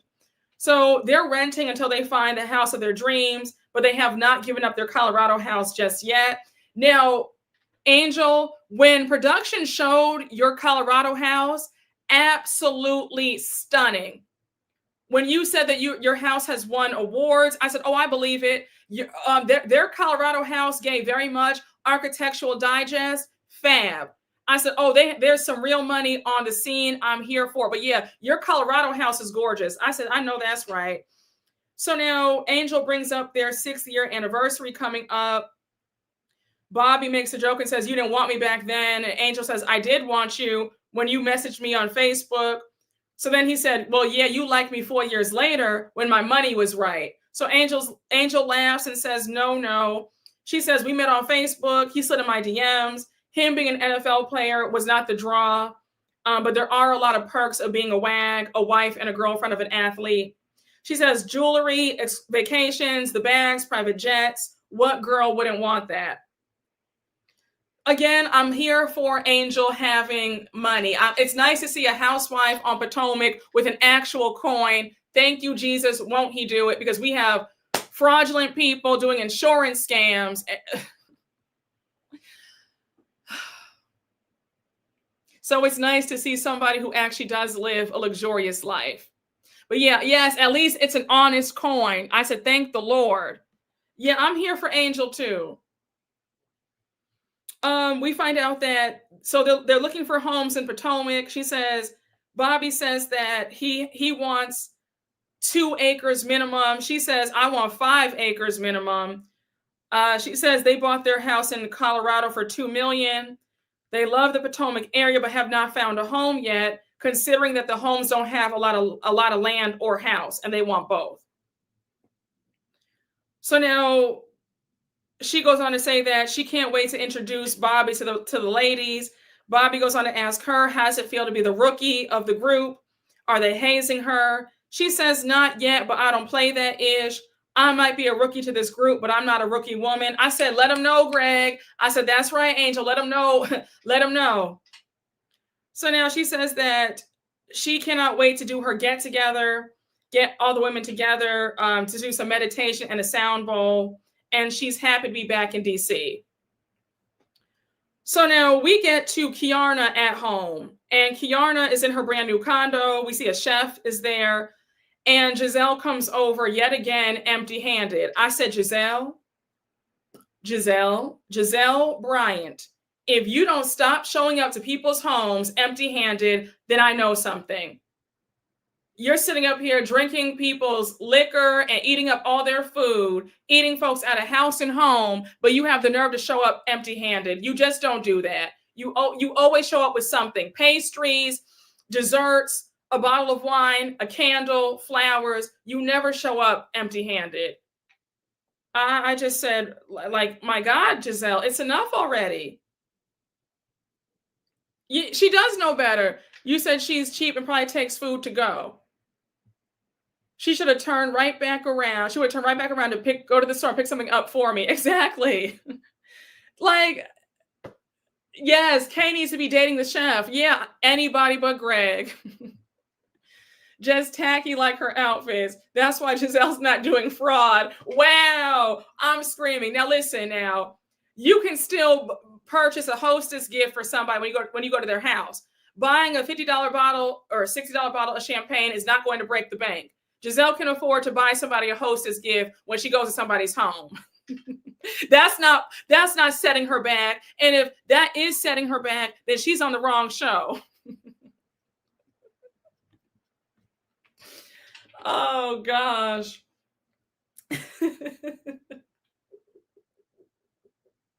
Y'all always have me cracking up in this chat.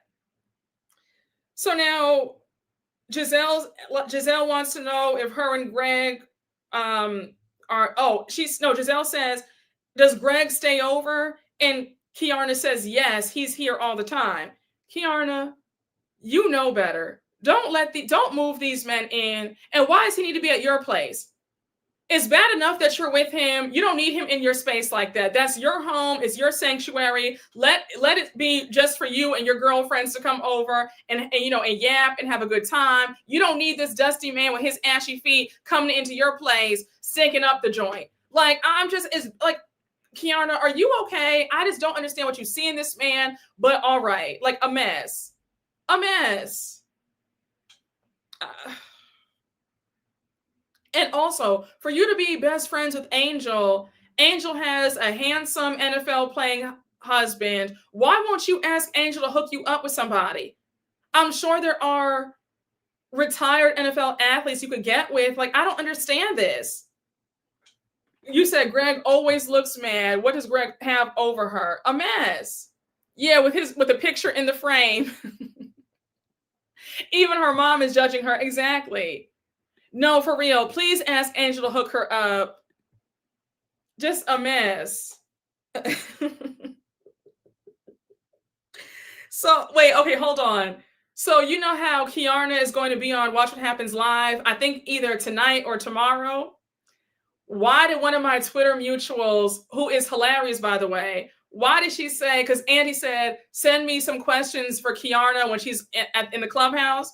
Why did my Twitter mutual say, Andy, please ask Keiarna, how did Greg feel when production zoomed in on his ashy feet last season?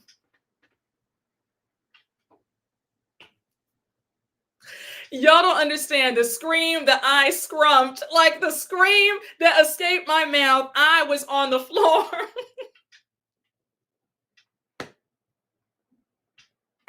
Oh my gosh. Baby, when I tell y'all, I could not stop laughing. Like, I was literally on the floor. So I hope Andy reads the question. You said, did he finally buy lotion? Buy Ashy. Listen, not that man needed feet balm. Listen, a mess. He was wearing those, he had the nerve to wear those, you know those sandals that like old black men wear when they're at the grill in the summertime. He had those sandals on, like those grilling sandals with those ashy feet. Oh my gosh. So now, hey, Kadaya too, Torre, thank you for the super chat. Keiarna's either too tired today or too desperate. Yeah, it has to be that. It has to be that, because I'm confused as to what she sees in him. That man was rubbing powdered donuts on the bottom of his feet. Hey, the life of Samad, thank you for the super chat. Currently in my Keiarna era, gotta get out of it. Oh, let me whack you right now. Get out of it right now.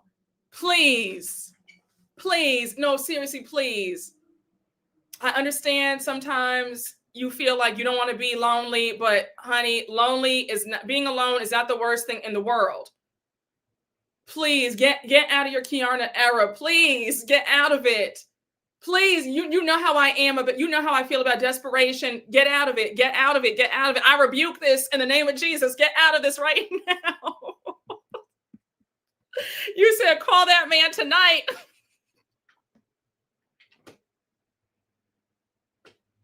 Listen, y'all, please, y'all, do not fall into the trap. Stand up. Exactly.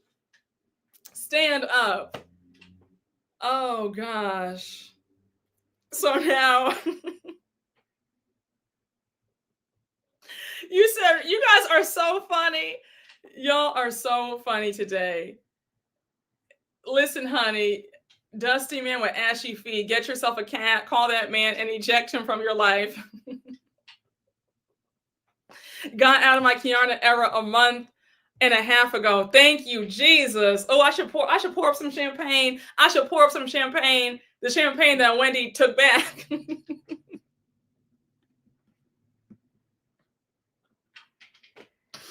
Oh my gosh. I knew it would be nothing but jokes today.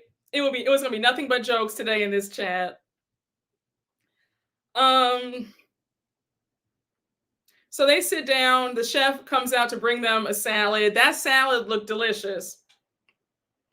So now Gizelle goes on to ask, Gizelle says, oh, Ashley told me that she went to your event the other day. She said it was amazing. I'm excited about Angel's party. We just got the invitation to. Do you know anything about it? So Keiarna says Angel's a very tranquil person, very calm. So I'm thinking it's like a yoga vibe. So now Gizelle's asking if Keiarna has talked to Angel since Ashley's event. Keiarna says, I have. So now we see a flashback of 2 days ago at Keiarna's event. So Keiarna says she came to my event on Saturday to support me. I had the event at my spa, a little Botox and caviar, and Ashley, Tia, and Angel showed up. So Keiarna says, I was downloading the girls on what happened between me and Wendy. I said, Keiarna, you already talked about what happened between you and Wendy at Ashley's second Bloom party. Why did you feel the need to bring this up again? Like, I was confused by that. You guys already squashed it. You talked about it. They all know what happened. Why bring this up a second time? Like, I didn't understand that, but okay. So Keiarna's going over the whole thing about how she called Wendy up and asked if she was attending the NAACP awards. And Wendy told her, I don't know yet because my kids are sick. So then she says, we get to the award show. And the first thing that she says to me is, oh, hey, did you do your own makeup? So they're all like, wait, what? Like Tia's like, oh, she said that? What does that mean? So Ashley says, oh, yeah, you know what that means. She was being shady. So now Keiarna says, out of nowhere, Angel starts defending Wendy. Now Keiarna, Angel did not defend Wendy. She was just asking a question to get some clarity. Angel just asked her, did you ask her how her kids were doing? Like, because they were sick? So Kay's like, Angel, don't do that, but I didn't ask her. So now Tia says, well, obviously your kid is well enough if you're in LA. So now Angel says, well, we don't know that. And Keiarna says, Angel, again, don't do that. So Angel says, I'm just saying, don't judge. She might have been going through a lot with her kids. And now Keiarna's like, are you on my side, Angel? Are you on my side or Wendy's side? Aren't you my friend of 20 years? Now, Keiarna, just because you're friends with somebody doesn't mean that they can't have a difference of opinion. Angel was not being shady. Angel was not defending Wendy. She simply asked a question. I took it as Angel was like, don't be so quick to judge that Wendy was being rude to you. She might have been preoccupied because her kids are sick and you're being too sensitive or you're taking it the wrong way. That's how I looked at it. And again, I didn't think that Angel said anything wrong. And Keiarna is giving that you just want blind loyalty. The same way that people accuse Wendy of wanting blind loyalty, it feels like you want blind loyalty too. I just said, Kay, are you okay? Like, this is a mess. Yes, Angel was trying to help Kay not look stupid on TV. Exactly. I didn't think that Angel said anything wrong. I think that Keiarna, this is coming from me, but it's giving immaturity because one, why are we still talking about this? You and Wendy already squashed it at Ashley's party, so to bring it up again and still be upset with it, I'm confused. So now Gizelle says, wait, Angel was defending Wendy. So Keiarna says, well, she chimed in on the whole mama bear part. Now, Keiarna, that makes sense because Angel has kids and you don't have kids. Like if I said something about kids or parenting, that's why I always ask parents, because I'm like, I don't have kids. So like, if you have kids, how do y'all feel about certain things? Because you know what I'm saying? Like, I can't really speak on certain things because I'm not a parent. You know what I'm saying? So it's like, Angel asking about, well, did you ask about her kids because she has kids? That makes sense, Keiarna. Like, what's not clicking here? Oh, you said Wendy had a lot on her mind, clearly. Exactly. If we're being honest, Wendy probably had the fraud stuff on her mind. So she probably wasn't in her right frame of mind because she was worried about getting caught with this. So you're right. So now Keiarna says, I had to chin check her for 2 seconds at the event. So Gizelle says, not the chin check. And she's like, I didn't know we did that to friends. So Keiarna says, I ain't wasting no time to getting you together. Are you crazy? Is you cool? I said, Keiarna, you and I would have a problem if you told other people that you chin checked me. Why are you, if we're supposed to be best friends, why are you saying you chin checked me? Like, what? Like, girl, you sounded crazy. I said, Keiarna, somebody put a battery in your back and you're trying to keep your spot on this show, but it's not landing and it's giving loser vibes. I'm sorry, Keiarna. Like, girl, I'm embarrassed for you. And also, sis, you might want to watch what you say in front of Gizelle of all people, because Gizelle is going to always make you stand 10 toes down in what you said about somebody else. And the clown came back to bite in the next scene, but I digress. Yeah, what kind of friend says that? I just said, girl, what? She's taking her attitude out on her friend and needs to be directed to that Grover Greg. Exactly. She's mad at the wrong person. I said, my God, since when did Kay and Gizelle become so close? Gizelle literally did not give you a napkin when you were gushing blood from the forehead. A mess. I just said, girl, like, I don't know. I wasn't here for Keiarna in this scene. I said, to talk about your good friend like that, a mess. Let me read a super chat. Y'all will whack me if I miss a super chat. So let me just stop and read the super chats, okay? Hey, Unique 2U05, thank you for the super chat. Kay wants to get in with Gizelle and Ashley to secure her spot on the show. She does. They form a little trio this season. She can go, no more followers. Yeah, I agree. Keiarna's clicking down for me. Keiarna is not doing it for me. It's not landing. And it's very clear that she is desperate to be in with Gizelle and Ashley, for sure. For sure. I agree. So now it is the day of Angel's Truth and Tranquility party. It's at her home. She says, at the second Bloom Ball, I felt like there wasn't really an effort to get to know the new girls. The purpose behind this event is to get an opportunity for them to get to know me and Woosa. So she says, so we meet the sound bath practitioner. Her name is Nicole. She says that these ladies are in for an amazing sound journey with her and she can't wait. So now we see Wendy arrive first. Now Wendy might be fraudulent, but she does have some home training. She does arrive with a bottle of champagne in hand. Now, Wendy, was this the same champagne that you didn't open in that scene with Stacey? Did you exchange that bottle for this bottle? Because this was I know what bottle that is. That's the champagne rosé one. That's like $10 more. So did you exchange that old bottle in the last scene and then you paid $10 more for this one? If that's the case, how economical of you. Wendy, you set yourself up. And don't anybody get in these comments saying that I'm mean or being petty. Wendy set herself up and the jokes write themselves, and it is what it is. The jokes have been flying on every other creator's page. You shout out to Alexander Rogers. I saw he called her Wendy Othefto. So the jokes are flying in these YouTube streets, and it is what it is, okay? So don't get on your high horse and try to whack me. Yes, she did this to herself. Exactly. She set herself up, honey. Yes, baby, the old saying goes, God don't bless no mess. It's true.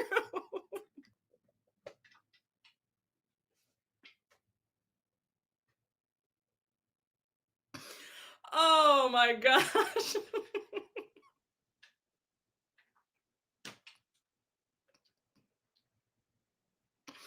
Oh my, I can't. This is just such a mess, y'all. This is such a mess. Oh, Wendy. Why would you do this? I keep going back to this. I keep going back to that one question. Why did you do this? What possessed you to do this? When you guys hatched this plan, this poorly executed plan up, when you hatched this up, you thought that you weren't going to get caught. I still can't. We'll be here all day because I'm speechless. I'm speechless. I'm speechless. So anyhow, I thought Wendy looked cute in the hot pink outfit. Now, Wendy, I have to ask you this. Did you return this outfit too?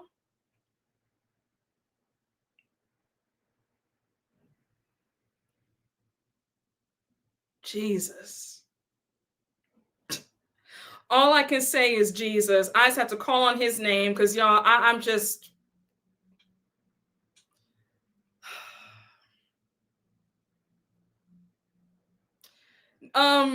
Wendy, now Angel had a full staff. She had a chef.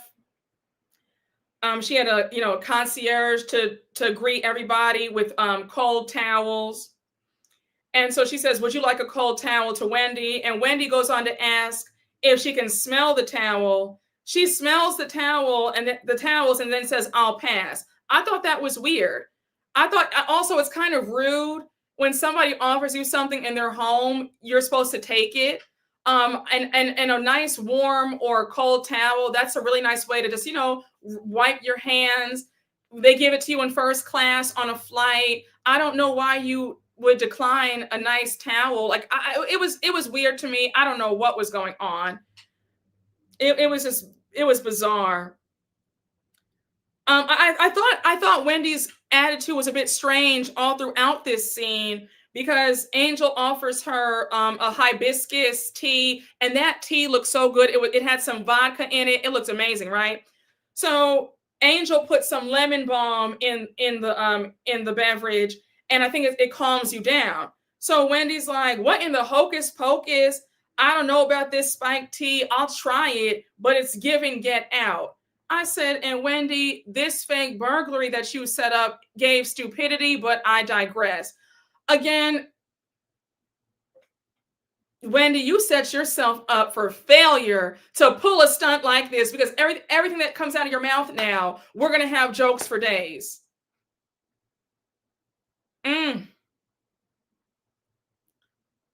Child.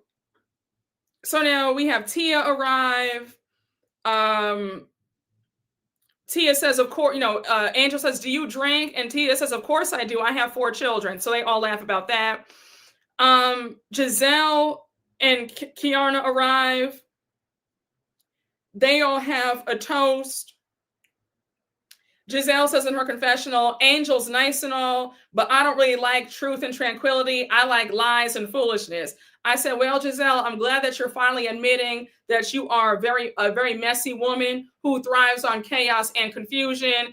Good for you for being honest, because not many people will be honest. They'll pretend like, oh, I don't like all that stuff." But Gizelle said, "No, honey, I like the foolishness. I like the lies. I like the chaos. I like the division. Give it to me." A mess. So now Gizelle says, Angel, I heard from Keiarna that you don't like loud talking in your house. Angel says, absolutely not. No negativity in my home. I'm the same way. You come to my home, you come correct. I'm not doing all that rah-rah. I'm not arguing with anybody in my home. If you ever want to argue with me in my home, you'll be put out. We're not doing that. Not where I lay my head and pay these bills. Absolutely not. So I said, Angel, you and I see each other. So now Gizelle says, but sometimes you have to go through the negative to get through the positive. Then she says, speaking of that, what's going on between Keiarna and Wendy? Are you guys good? So Wendy says, yeah, I'm good. Keiarna says, to be honest, is very passive aggressive with Wendy.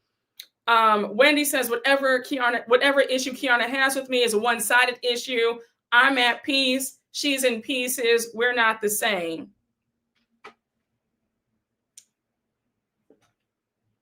So would I be petty if I said, well, obviously you're in pieces as well, because anybody who commits insurance fraud is not at peace with themselves. Anybody who's stealing money or doing fraudulent activity to keep up with the Joneses is obviously not at peace. I said, honey, you can keep that lie, because you were not at peace when you and Eddie came up with that horrible fake burglary where not a window was cracked open. And nobody, you said that the ghost flew in through the window and they stole the purses.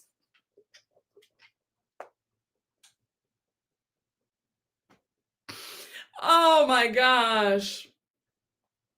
Listen, y'all, I'm just saying, you can't say that somebody else is in pieces when you pull a scheme like this. So now, Keiarna Gizelle says, are you guys okay? To Angel and Keiarna. So they both say, we're fine. So Angel's like, I'm confused. What is she talking about? Because in my mind, everything is good between Keiarna, me and my girl Keiarna.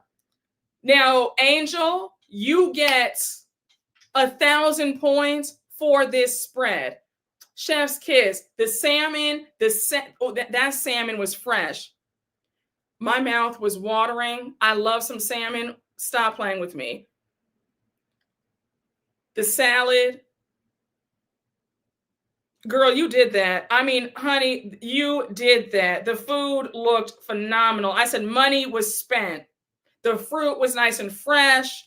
The charcuterie, the champagne. Angel, you did that. So now we have Ashley arrive, and Gizelle says, oh, so Stacey's not invited? So Angel's like, no, she is invited. She's on her way now. So now you have Wendy asking Gizelle about Angel's friendship. And she says, I guess with Keiarna, and Angel says, apparently something's wrong with our friendship with me and Kay. So Angel says, if Kay had a problem with me, she would tell me. So Tia goes on to ask Keiarna if Keiarna has a problem. So Gizelle says, well, Angel, Keiarna told me the other day that you got chin checked. So Keiarna's like, no. So then Keiarna says, Gizelle, I'm about to throw this food at you, like, cut it out. I said, Keiarna, not you mad at Gizelle. Gizelle's telling the truth this time. But I said, girl, you have no right to be mad at Gizelle. You said that. Those words came out of your mouth. So now Angel's like, oh no, nobody's chin checking anybody. So Gizelle says, oh, so you didn't get chin checked? And she says, no. Like, let's be clear, I don't do that. I don't even talk to my friends like that. Like, friends don't chin check each other. So Tia was so funny. She's like, I have no idea what these women are saying. What does chin check mean? Like, chin check? And then her saying it with the accent made it even funnier. So now Gizelle says, what exactly is a chin check? Is it physical? So Angel says a chin check is something else. One, I don't believe that Keiarna would ever use that term. And two, all I know is nobody's chin checking Angel Massey. I said, I know that's right. So now Gizelle says to Keiarna, you do know that you said chin check, right? So Keiarna's like, oh, I did? Well, okay. I'm grown enough to say that I said it. So now Gizelle says, Angel, I don't want you to think that I'm a liar. Keiarna has to tell you something. So Keiarna says, Angel, Gizelle did say that I said it, so I'm sorry that I said it. Angel says, girl, it's okay. Don't worry about it. But Keiarna, Gizelle was just over literally like 2 days ago. You forgot that quickly that you said that you chin checked your best friend of 20 years. That was so bogus to me, Keiarna. And it's really funny to me because you were trying to talk so tough, but when you got around Angel, it was like, oh, no, like, oh, I would never say that. I said, yeah. I said, okay, because you know that Angel is crazier than you. And I can look at Angel and see that it would be belt to ass if you ever tried anything like that in the first place. So it was really funny to me how you backpedaled. You backpedaled hard. I said, oh, okay. I said, all right. So Angel really is not the one to mess with because the way she ran that back quickly. I said, child. Yeah, it was like, don't be scared, Kay. Angel is actually who Kay thinks she is. Be real. Exactly. Yeah, Angel is about that life for real. How can you even say that in front of Gizelle? Yes. And you know what's so funny? I don't know why these new girls love to sit up there and run their mouths in front of Gizelle. Gizelle is not befriending anybody. Her only friend is herself and Ashley and Robin. Robin's not on the show, but y'all know what I mean. You are a fool to think that you can run your mouth in front of Gizelle Bryant and she's not going to run it back and make you look like a fool. I said, Keiarna, that's on you. You were really foolish for that because I could have told you that Gizelle was going to embarrass you at Angel's event. You think you're running your mouth, venting, gossiping with a friend. Gizelle's like, okay, let me create this scene. Let's create a moment and let me throw you under the bus. Yeah, Kay did a 180 from last season. It's giving very weird. I agree. So now we have Gizelle mind you, Angel had a bowl of mints on the table. So Gizelle picks up the mints and she's like, hand these mints to Stacey when she gets there. So now Wendy's like, oh, did her breath hit you at Ashley's event? It slapped the hell out of me. Let me just move on because the joke that I was about to say, so let me just move on. So we do see Stacey walk in. They're all staring at her. Tia goes on to ask about the bowl of mints, and Angel says, well, that's for everybody to feel fresh breath. So, of course, Gizelle bursts out laughing. Ashley, of course, has to throw shade, and she's like, we were talking about your breath earlier. Stacey, your breath can be a little on the hot side. So Stacey says, well, let me get a mint then. She says, if today's issues with me is my breath, versus the last few times we've met, I'll take a mint. It's not that big of a deal. Stacey, I have to say, you are handling this whole hot breath situation beautifully. Your best bet when somebody tries to embarrass you, your best bet is to remain silent and do not show any emotion. And Stacey is doing just that. She is playing this beautifully because if she gets mad, then it will show the viewers that, oh, wait, maybe her breath really is bad. But the fact that she's just saying, okay, girl, that's all you've got. I'll pop a mint in. She's not giving them a reaction. Flawlessly done. I said, oh, no, Stacey knows how to fight. And she fights very well. And I'm here for it. Again, my whole thing about this whole bad breath conversation is if her breath were so bad, why did nobody mention it last season? This feels like a cheap shot. You can't get Stacey on anything. So now you want to sit up here and embarrass her by this whole breath stuff. It's really nasty to me. It's immature. And I don't like that. But you know what? Again, Stacey, kudos to you for handling this beautifully. Yeah, the alleged hot breath, it is. It's very low. It's very low. It's nasty. Yes, honey, her ex-husband likes her breath. How do you say his name? Tiamo? He likes it.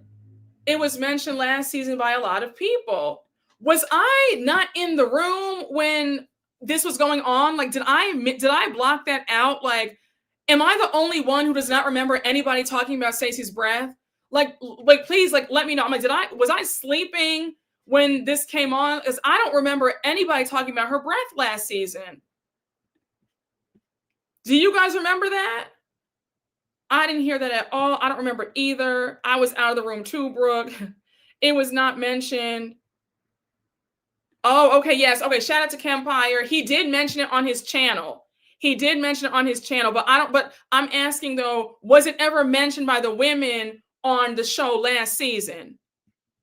Ashley mentioned it before, but it's Ashley. I don't recall. This was never mentioned before. This is a new attack. It's giving high school. It was not mentioned. I'm pretty good at remembering details. Okay, yes. All right. So it's not just me. I'm not the only one who I wasn't in the room, honey, because I don't remember this being talked about last season. So now they go outside for their sound bath. The ladies are not into it. Wendy's like, can we please wrap this up? 2 minutes tops. Now it's time for their fire circle.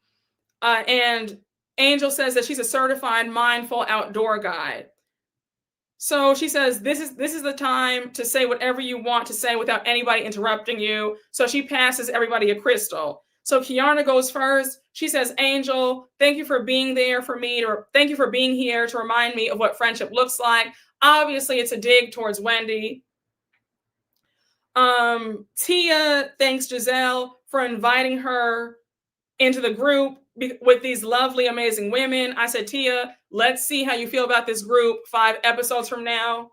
So just hold that thought. Stacey says that she's in a place where she wants to start fresh. So she asked them all to stand up and do a cleansing breath. Of course, you have Ashley still taking a cheap shot about her breath. She's like, is it like a lion's breath? Because it's a real hard breath. Gizelle goes on to ask, did she put a mint in? So they all do the cleansing breath. And again, I like Stacey. I think that her delusions and her being so oblivious, I think it's perfect for this show and the cast. Stacey reminds me a lot of Tanya from Atlanta. Very much Tanya Sam vibes. Let me know if you agree with that. But yeah, like very ditzy and flighty. And Tanya was like that as well. Just very, carefree, always had a smile on her face, upbeat. Stacey gives me very much Tanya Sam. So now we go back inside and Stacey wants to have a talk with Ashley and Gizelle says, I want to eavesdrop. So they're on the couch and Stacey says, Ashley, I've been praying about us a lot. You questioning my divorce and other things about my character. She gives Ashley her phone to show her the divorce decree. She says, the reason why I did not show this to you at your ball was because it was not the time or the place. And I did not have a chance to speak about it with my husband. So Gizelle says, I've been divorced. I know what it looks like. It's stamped and notarized. There's no seal here. Stacey went on an app and made this herself. So Stacey says, we are divorced and we are getting back together. So Keiarna says, I didn't care about Stacey and this divorce decree because I was still on the whole TJ and the final payment. So now Ashley says, this is one of the many things that I needed. This is sufficient. Gizelle says it's not official, but it's fine. We can move on now. I'm bored with it. So here's my thing about this. Whether or not Stacey went on an app and typed up her own divorce decree, that's besides the point. Who are Ashley and Gizelle to force her to show them anything? Like the audacity of it all. And Gizelle, I don't want to hear that about, I'm bored with this. Let's move on. The way you rode this woman and you have gotten on this woman about her being a liar. Now, when she shows you a document, now you don't care. It's like, my God, it really shows you that Stacey cannot win she can't win for losing because y'all press her on showing you guys the proof. She shows you guys some document and now you're discrediting that and saying, well, you know what? I don't care anyway. Let's move on. Like, it's like, my God, whatever she does, if she says left, y'all are going to say right. If she says she likes French toast, y'all are going to like waffles. It's like you are trying to be in direct opposition of whatever she says or does. It has to be tiring. Y'all are determined to be contrarians when it comes to Stacey, and it's annoying. It's like, my God. Y'all, thank you. They picked at her for proof. She gave them the proof, and now they're upset about that. I'm like, my goodness. That's what mean girls do. It's just like, enough already. Yes, moving the goalpost. Whatever she does will never be good enough. I said if I were Stacey, I wouldn't have shown them anything. Think what you want to think, and you guys can kiss my behind. I don't care. I noticed that Andy looked annoyed with Ashley when she mentioned Stacey's breath on Watch What Happens Live last night. Oh, really? Well, I tuned out last night because when I realized that it wasn't a live show, I was over. I turned the channel. But I wouldn't be surprised. I saw the clips and Ashley just kept going on and on. Her whole appearance was all about Stacey. Like, Stacey lives rent free in that girl's pea brain because, girl, you have nothing else to talk about but Stacey. It's crazy. Yes, who are Gizelle and Ashley to question anybody? Exactly. Okay, so he was annoyed. I'm sure he was. The lines are always moving with these girls. Exactly.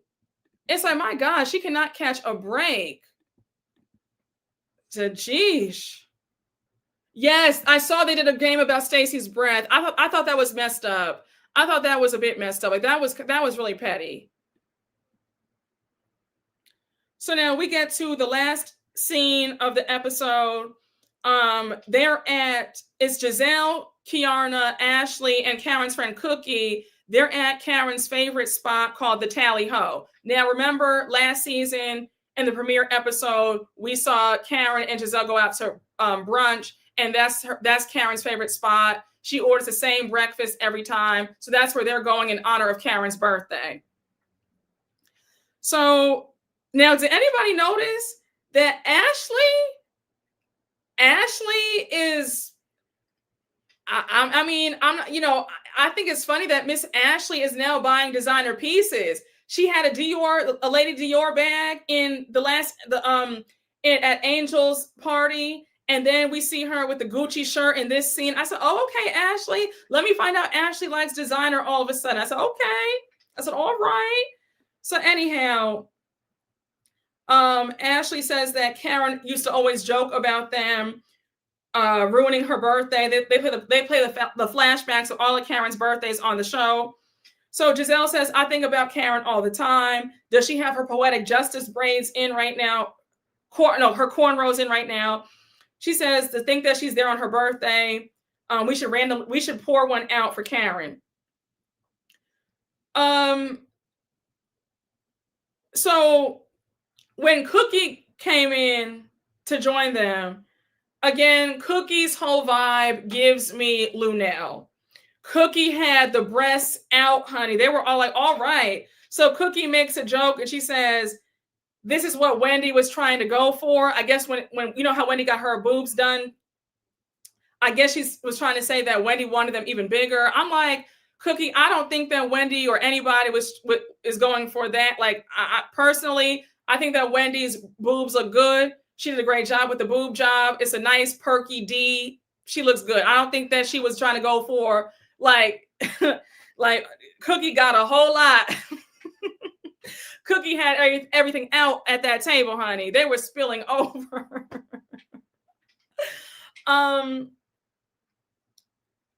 So now we have Gizelle saying that Cookie has been friends with Karen for years. Cookie was with Karen at the courthouse when they took her. So Ashley goes on to ask Cookie, how was Karen when that happened? Cookie says that Karen was very strong.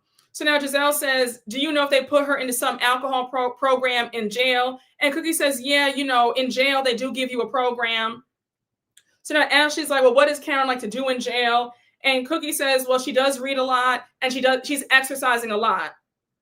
And Karen's body was always snatched. So you know that Karen's body is even, Karen looks good now, okay? So now Gizelle says that when she was with Cal recently, her hairstylist / friend, he made a joke saying that when Karen comes out of jail, she might come see Ashley. You know how Ashley did the drag king thing? She was Ash TOP. So now Gizelle says, I was scared of somebody trying to do something to her in jail to make their mark. Is there any possibility of Karen getting out early? Cookie says there is. We all know that Karen did get out early. She got out last month. She only served 6 months out of a year sentence. So now Gizelle wants to know if they can call Ray up. And now Cookie's phone rings. And Cookie says, this is so funny. Who's texting me? They all ask her who. So Cookie says Chris. So they're all like, Chris who? So Cookie says Chris Samuels, Monique's ex-husband.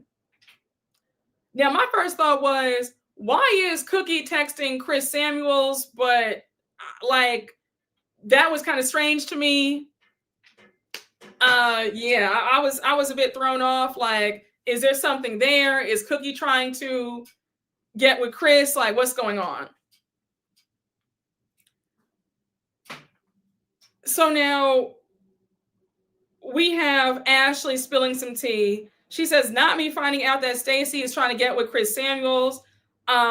She says that now it's so funny how when a housewife is kicked off of the show, when they do come back on, the cast members will talk about the person like we don't know who they are. Because Ashley's saying, well, my friend Monique. I said, girl, you don't have to do this. We all know who Monique is. Like we all remember Monique. We all remember Monique. Monique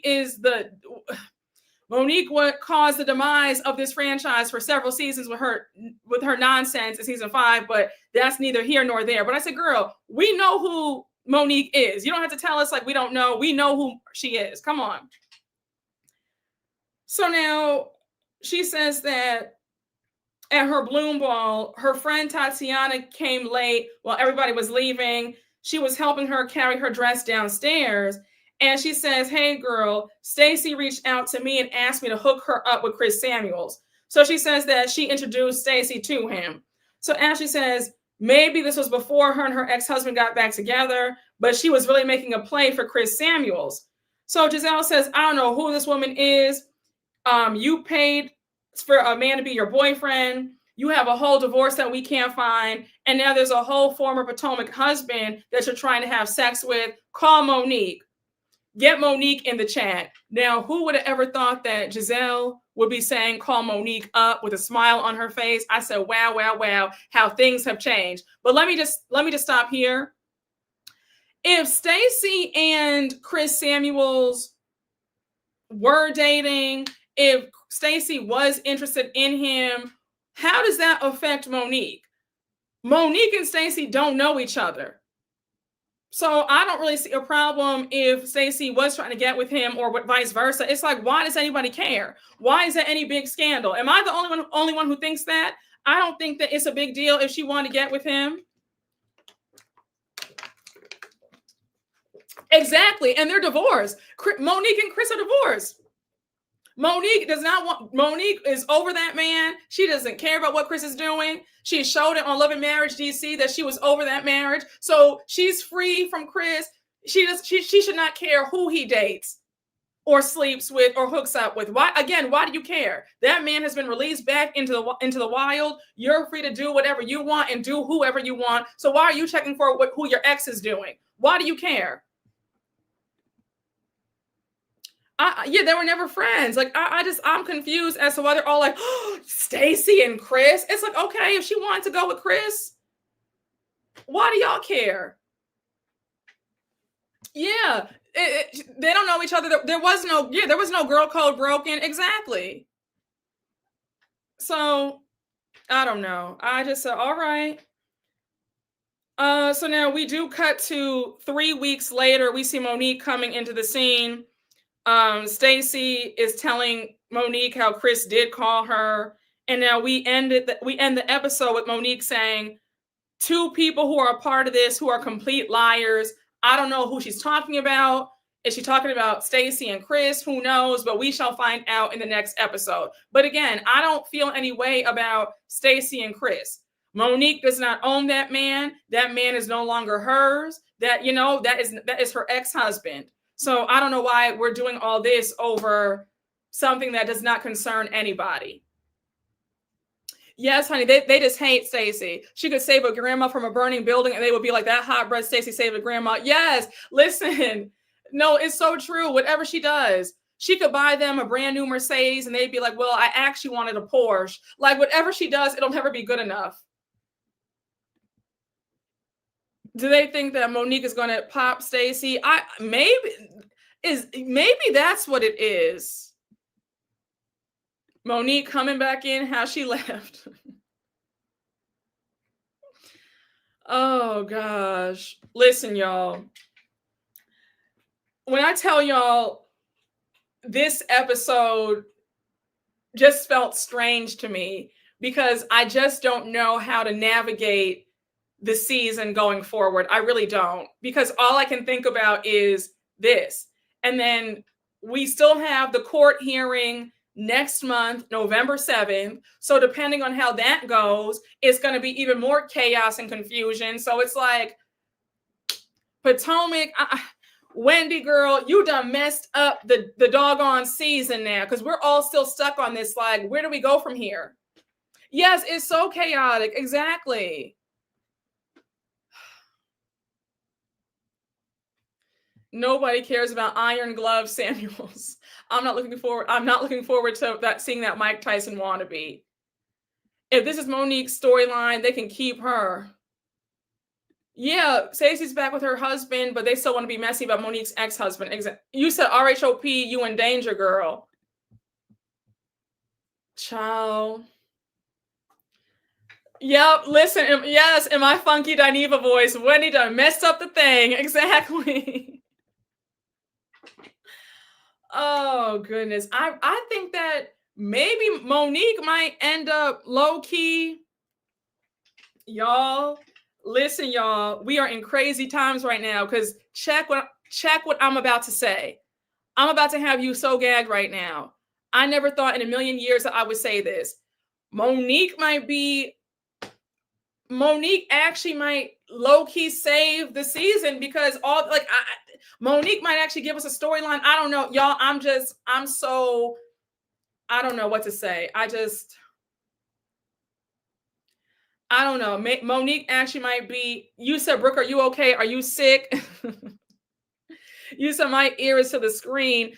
I don't know, but because she might be able to take our minds off of the stupidity that Wendy and Eddie did. So I don't know. Maybe I'm being hopeful, y'all. I don't know. Y'all. I don't know. Someone on TikTok said if he's emailing her, it's possible that one, he wanted to make sure she was also implicated. Yes, that's my thought too. Are they actually living separately? Yeah, I mean, that could be it too. But no, I believe whoever said that on TikTok, I believe that wholeheartedly. I believe that he wants to get something in writing to let them know that in case we get caught, we're both going down. That's how I feel. That's how I feel, y'all. You said, Brooke, we're all discombobulated. No, we really are. Brooke is shook, baby. Wendy got my girl's head spinning. Listen, they can't afford to live separately. That's also true. That's also a good point, too. They couldn't afford to plan out a fake robbery. So that's. Oh, gosh. Y'all.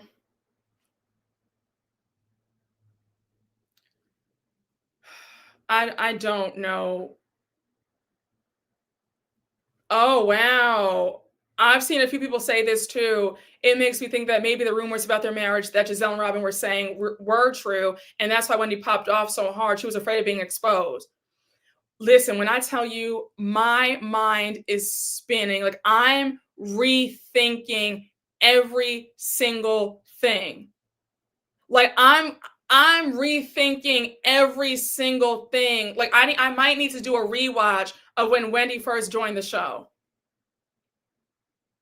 You know what? I'll have to skip it though, because I can't bear to watch season 5. I might have to start back at season 6 when she got her body done. I'm rethinking every single thing now.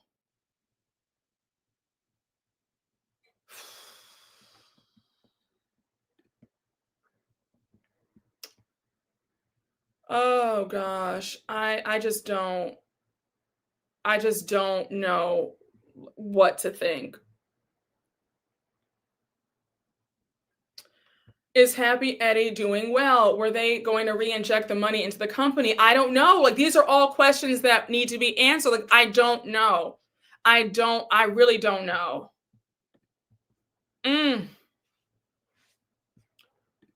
Yeah, we can't help but rethink everything.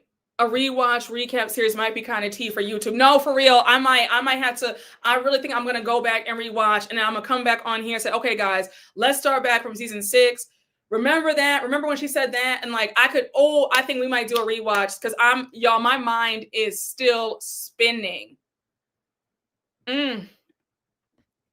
Hey, Florence, thank you for the super chat. Monique needs to let go of this pact she has with Ashley if she has any future on this show. I don't see her shifting the group dynamics at all. Child, I think Monique, Monique needs the check. So, she said that she's not getting any alimony or child support. She walked away with a small divorce settlement. So she's back for this little Bravo check. So I think Monique's line of thinking is, let me latch on to whoever I can to stay on this show and get back to full-time status again.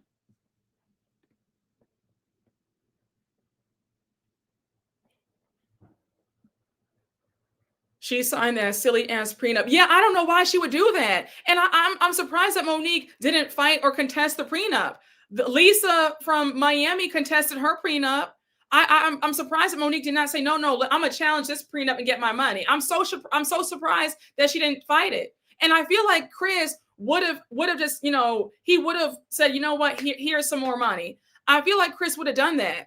I'm surprised that she gave up the fight so easily.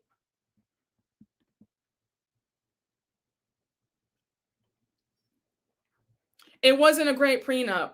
And she even said that she was on a podcast last year and she said she should have renegotiated the prenup.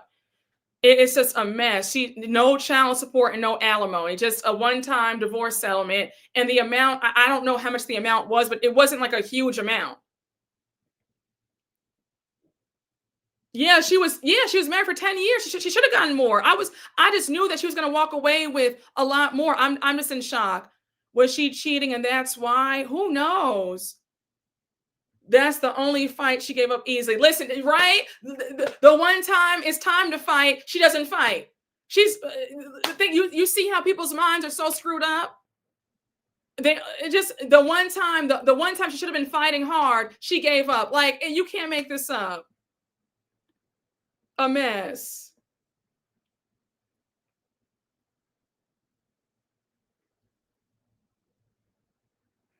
It was what she would have gotten had she stayed his assistant. Yup, that's what it was.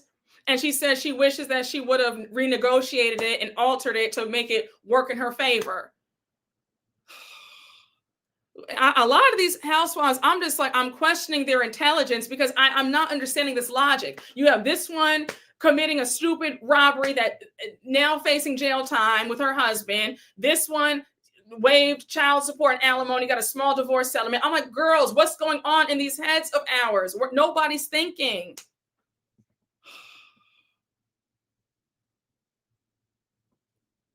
A mess.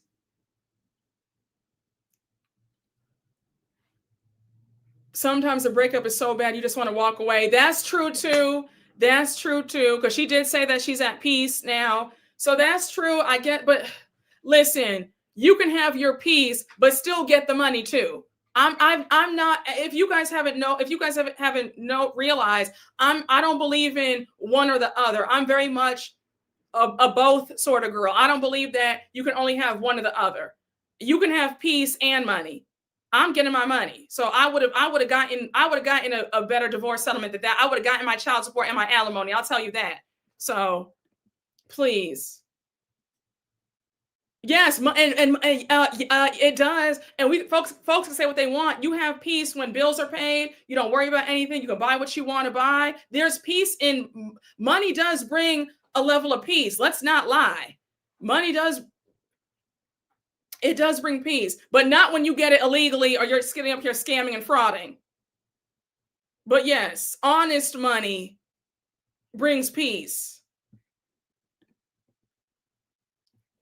Maybe she didn't fight because he had proof of her cheating. Maybe.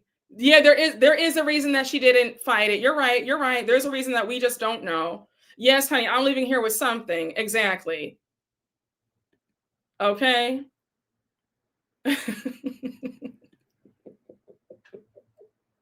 You are so funny.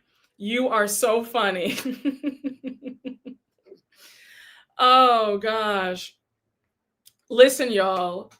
She probably couldn't fight it because he probably had a private eye on her cheating. Yes, money can make me smile as long as it's legal money. Exactly. Same here. Yes, you sleep real good knowing the lights are on. Exactly. It's very true.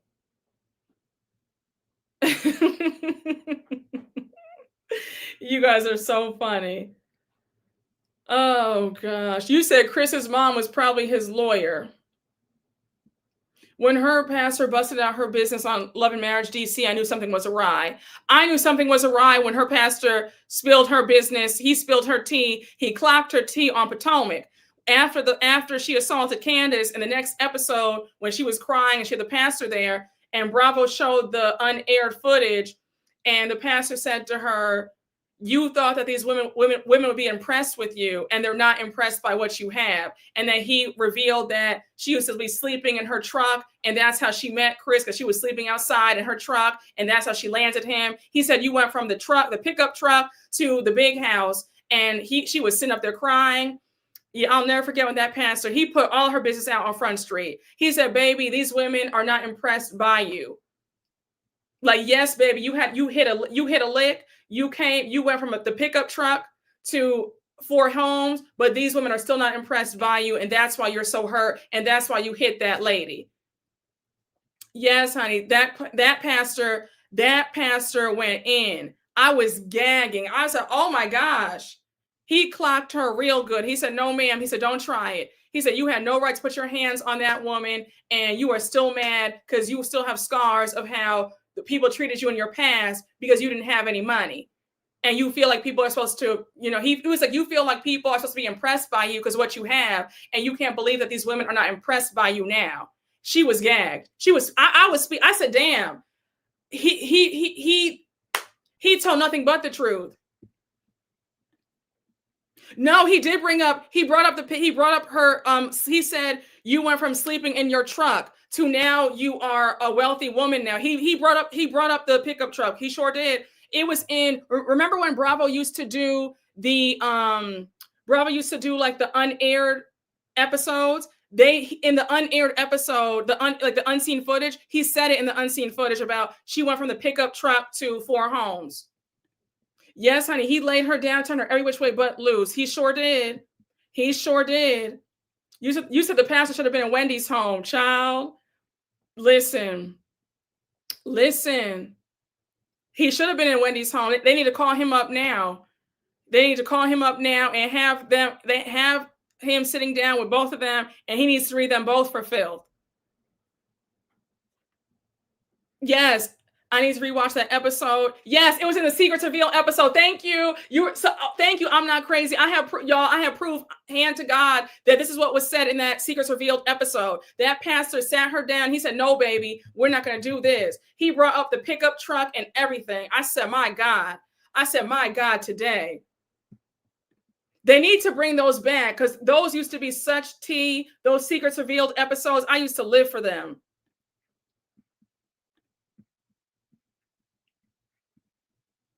The pastor needs to talk to Wendy and be very honest. I agree. Didn't you play the clip in one of your reviews? I think I did. I love how you spill the tea with a straight face. I'm laughing so hard. No, I'm serious. No, I'm not trying to be funny. I'm being serious. Like, that really did happen in the episode. And every time I bring that up, you guys say, Brooke, stop lying. You always say, Brooke, stop exaggerating. You guys always get on me like, no, like, I remember that episode. The pastor said that to her. Like, you guys never believe me when I bring that episode up. Oh my gosh. Y'all always try to whack me. I'm like, guys, I promise you this really happened. Hey, Unique 2U05, thank you for the super chat. Gizelle has fully embraced her Jezebel spirit. Damn.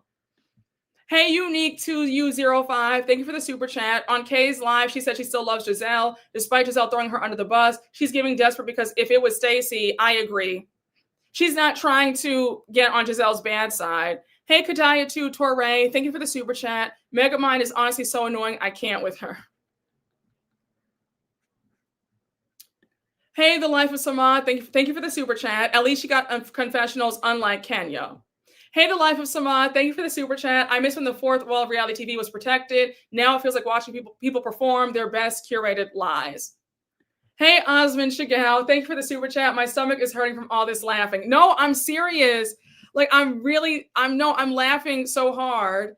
It was the episode after Monique and Candace, when all that went down, and she had the pastor come over to her house, and they showed the unseen footage of what he really said to her. And honey, Miss Mamas, those tears were burning her eyes. I said, my God. I said, he put it all out on the table. He said, no, Mama. He said, don't forget. He said, you came to my church sleeping in your pickup truck, and you went from the pickup truck to great wealth. I said, ooh. I said, Jesus. I said, Jesus. I said, my God, today, that pastor did not play any games. Yes, honey, we have a good time in these lives, okay? A good time. Listen, she probably said, cut the cameras. I'm about to go watch that episode. Make sure, see if you can find, it's the Secrets Revealed episode. If you watch the regular episode on demand, I don't know if you're going to see that, but if you can watch the unseen footage of that episode, please watch it, because he tore her up in like the calmest way. Like that was an old nasty church read. I said, Jesus. It was season 5, episode 11, because the fight episode was episode 10. So it was season 5, episode 11.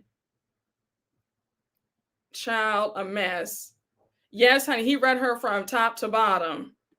Only Jesus could heal that burn. No, honey, that was a nasty read from that pastor. I said, my God.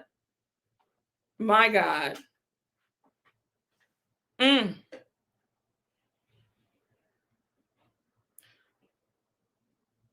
If the Bravo producers are watching, they might want to include the clip on this season since it's being re-edited at this moment. Honey, a sanctified read. A sanctified read.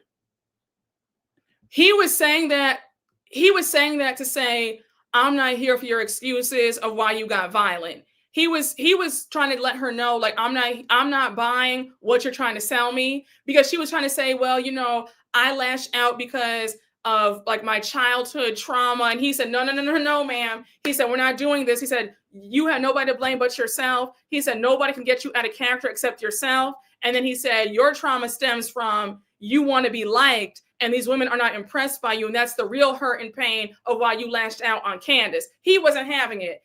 But you know what, though? That's the kind of tough love that you need. You need somebody to say, you know what? I love you and I support you, but I'm not going to sit up here and let you wallow in self-pity, especially when you brought this to yourself. You get what I'm saying? That was that kind of love that you need sometimes from somebody. Let you know, no, baby, we're not doing this. And that's what he told her. He said, we're not doing this, honey.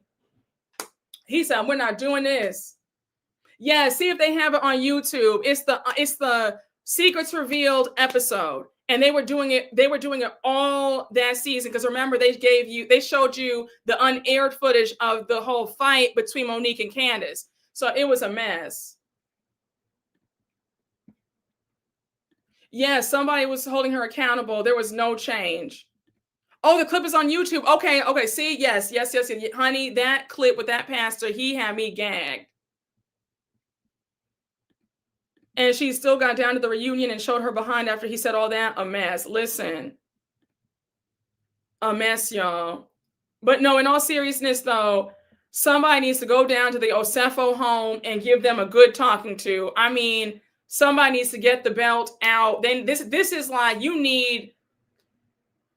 I'm just having a hard time wrapping my mind around the fact that you would risk your freedom. You have 3 small children. The babies are what, 12, 10, and 6.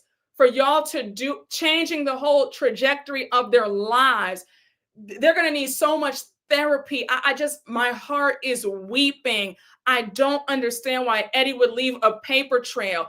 Who came up with this scheme in the first place? When you saw that your money was down to nothing, why didn't you just say, you know what? We need to ask for help. Let's file bankruptcy, something. Why would you guys resort to doing this? Somebody help me, y'all. I just need help making sense of this. I just can't wrap my head around it. I just can't wrap my head around it. I just can't wrap my head around this. I really can't. I'm still in shock. And now the cameras have picked back up. Lord, no, they were saying that the cameras have been picked back up in Wendy's home too. So Lord, this is a mess. If I could be a fly on that wall in their household, I would love to hear what they're saying right now for their behavior. What did they tell their kids when they got out of jail, when they got released from jail? What did they tell their kids? What did they tell their kids when they had to sit down in front of them and tell them what, they need to take whatever plea deal that's given to them. I really don't know I don't know how they can spin this and claim ignorance or claim that they have to claim insanity at this point. I don't know what to say. I don't know what to say, y'all. They probably just told them they made a mistake and they'll be okay. Does Wendy have real friends outside of this show?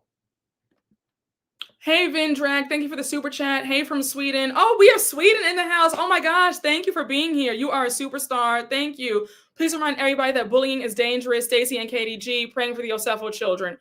Listen, I'm sending all my prayers to those babies because this is absolute insanity. Hey, Cyber Diva, thank you for the super chat. Brooke, I wonder if Eddie was extremely tired of the pressure from the show and subconsciously sabotaged the whole thing. Oh, by allowing this sloppy act of fraud. That could be it. You know what? You could be right. Wait, hold on. You could be right with this. No, because you know remember who was that guy who that Ponzi scheme, that infamous Ponzi scheme? What was his name? It was Bernie Madoff. He scammed $50 billion. And remember, and they did the documentary on him, and he said that he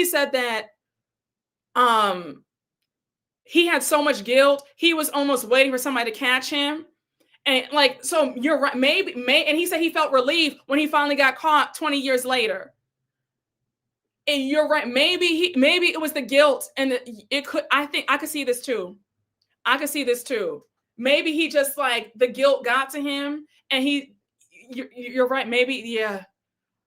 Ciao. I don't know what, y'all. I don't know what to think. A scheme that Eddie set up, honey. Bernie Madoff. He was trying to find a way out. That's a very good point. That makes sense.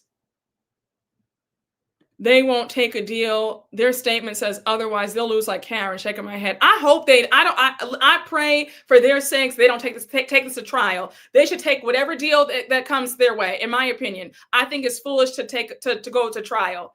I really do.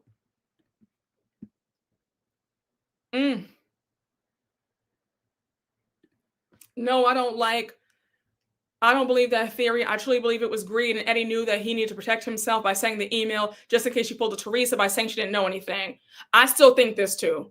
I still think that he was protecting himself, like you said. I still believe it. That is my number one theory, that he sent that email to say, in case they come for us, we're both going down, not just me. I definitely believe this for sure. Definitely believe that. I doubt they will. Wendy wants to be vindicated. But that doesn't make any sense though. How can you talk about vindication when you actually did this? You get what I'm saying? I don't understand to be honest, I think that Wendy was overspending. Oh, absolutely. Absolutely. And it put pressure on their financial. Oh yeah. Oh, absolutely. It did put pressure on their situation. Oh, absolutely. 100%. 100%. Hey, Ivan's Lyra, thank you for the super chat. I checked now. It's okay. Season 5, episode 12. It's at the 37-minute mark. The same episode Robin showed up with that awful brunette wig, that Tatiana. Oh, I'm screaming. Thank you so much. Okay, so it's season 5, episode 12. Thank you so much, Ivans. Thank you. Wendy wants what she can't have, including vindication. Child. Is no vindication when allegedly, you're right, allegedly, you're right. Thank you. Thank you for reminding me about to say allegedly. Oh gosh.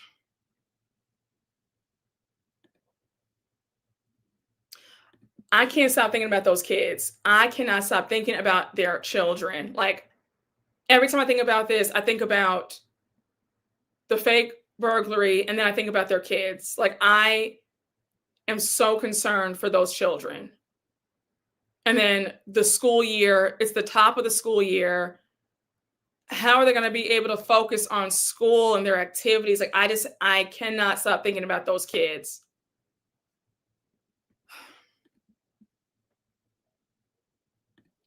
Hey, Bio Miss Flores, thank you for the super chat. If both of them are in jail, I pray those kids aren't near that. Child.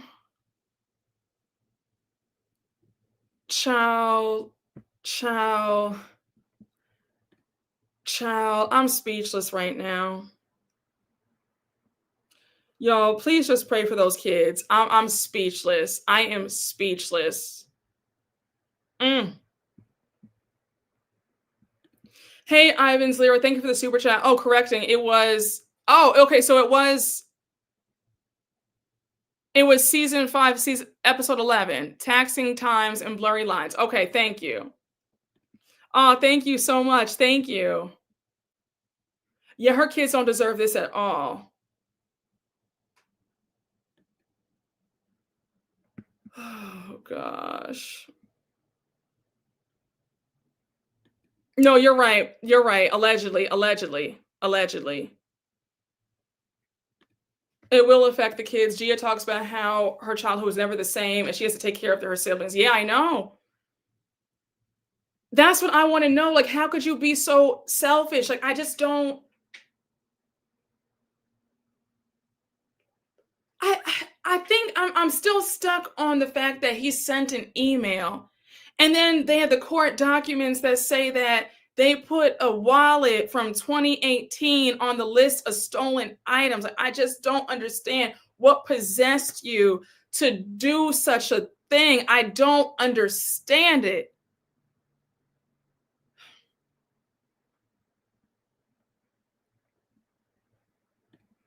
No, you're right. I think I really felt very strongly for her family. Like, I always saw her kids were just the cutest things, like just so adorable. So like just thinking about this, and it's like, to see like a nice, happy Black family and like, like the kids, cute kids, and they're happy, seeing happy Black kids. It's just, it was very touching, very sweet to see. So to see this and think about the kids is very upsetting. It's very upsetting. I know you're right. It's not my burden to carry, but I have to say that no matter how I feel about Wendy present day, my heart really goes out for her children. Like it really, like I've always thought her children were just like the cutest thing. So like for this to happen, thinking about her daughter and the boys, it's just like, this is horrible. This was horrible. It's very upsetting. I hope not. No, I hope not. I'm hopeful that they do. I'm hoping that they get a very light. I'm thinking about those kids.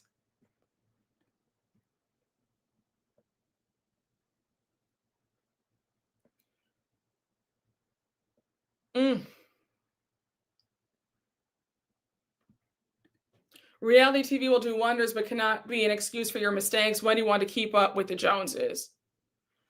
Brooke, are you going to watch the whole season or wait for the finale? I'll watch the whole season. I'll watch the whole season with you guys.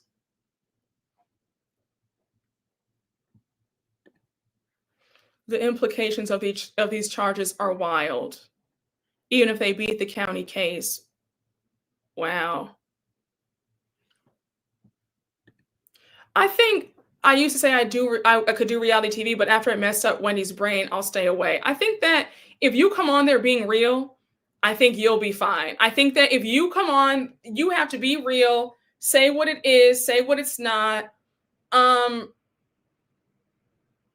You're obviously going to be a little bit different because you are famous, right? Like being famous, being like super well known, it's not like a normal thing. So, yeah, it is going to change you in some regard, right? But I think that if you don't have a strong sense of self, if there's no self-esteem, you are going to really have a hard time. I think that Wendy did not come on there with a strong sense of self. Wendy's self-esteem was not where it should have been. We can all admit to that. We can all agree that Wendy's self-esteem was not there. Wendy took to heart what the viewer said about her last season, season 5, when she came on the show. She never fully recovered from that. I think that if you get on this show, you better know who you are. And you have to say, you know what? I don't care what folks say about me. As long as folks are talking, you have to go with the whole Ashley or Gizelle mentality. They feel like, as long as you're talking about me, I don't care. I'm getting my check and you're watching me. So F what you have to say. If you have that attitude, you'll be fine. If you have Wendy's attitude, you're not going to make it. Hey, SSSS, thank you for the super chat. Eddie had just reconciled with his family last season. I hope this does not make them become estranged again. I know, like, there's so many layers to this. So many layers to this.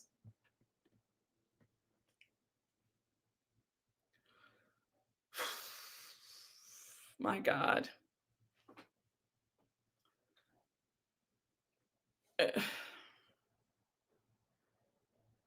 Mm. Child, it's cultural too, though. Nigerians are very prideful, and I feel like she felt a lot of pressure to also represent for her culture. I'm Nigerian, so I know how it is. Thank you for your perspective. Like I enjoy hearing. I've been seeing that comment. I mean, I have a lot of Nigerian subscribers, so it's nice to see your comments. I'm thank you for your viewpoints on this thing, because you guys, you can speak firsthand. Yes, there's a lot to unpack. I agree. Yes, I just pray that they stay strong and do the right thing from here on out for their children. I agree. I agree.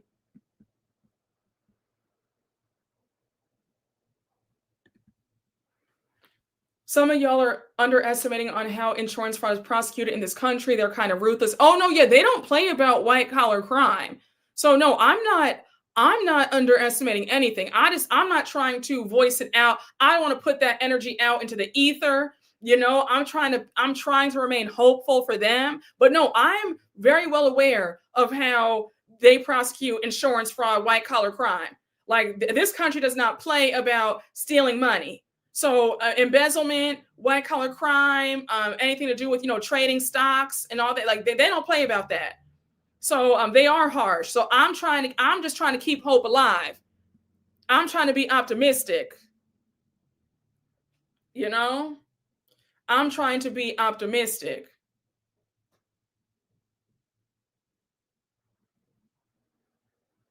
Mm. I'm just saying, y'all. You said, I'm Nigerian and this is devastating. We get pressure, but not to the extent of doing fraud.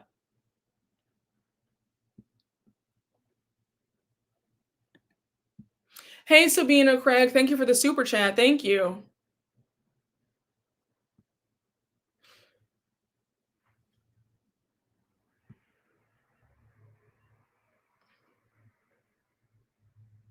Yeah, I'm just trying to keep hope alive. I'm trying to hopefully, I'm just prayerful that I'm just prayerful that they can get a light.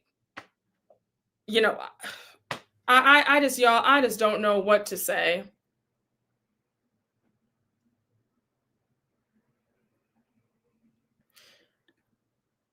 Nobody driving to the middle of Maryland to rob them either.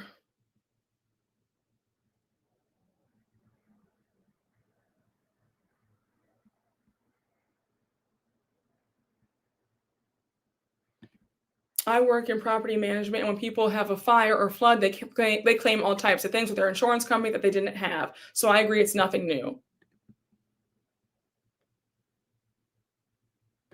Y'all, oh, thank you so much. Um, any thoughts on whether or not Wendy should go to the reunion if she's able to? I don't think her legal team would let that happen.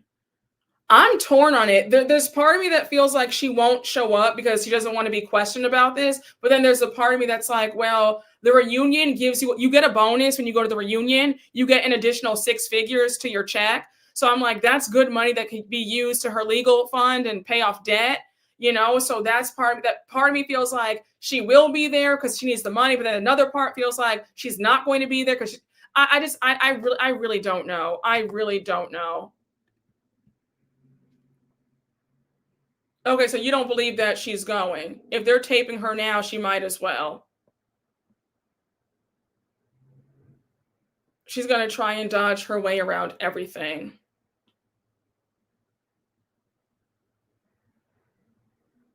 She better show up after how she spoke on Karen not coming.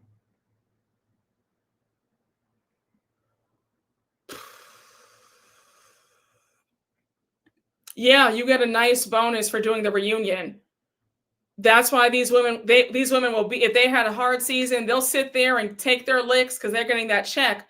So like you get docked pay if you skip the reunion. Obviously you get fired, but if you like leave out early, unless it's a medical emergency or you're pregnant or something about to give birth, you have to be there for the whole entire taping or you'll be getting all your money.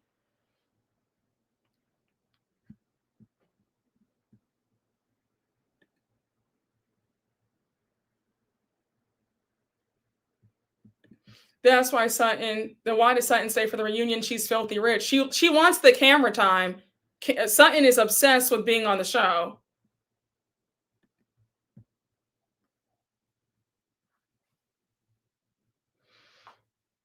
For once, I hope she put her family and children before the show. She lost her integrity, which is priceless. This mess for nothing. This reunion is the final grade.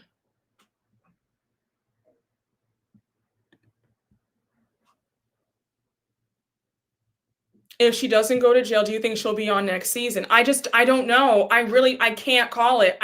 There's part of me that feels like she wants the money and she'll need to pay off all their debt because they're swimming in debt. The court documents said that they're in substantial debt, allegedly. And there's part of me that feels like she's going to be too prideful because this is so humiliating and so embarrassing. What do you say? You can't read or shade anybody because you can't say a word about what anybody has done because look at you. So I truly don't know. Can someone answer my question? Who brought Kay on the show? Was it Candace? I could have sworn wasn't it Wendy who brought her on? Or Gizelle?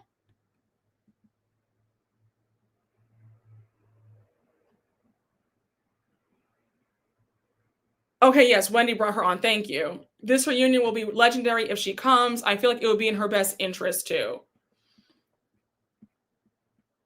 Child.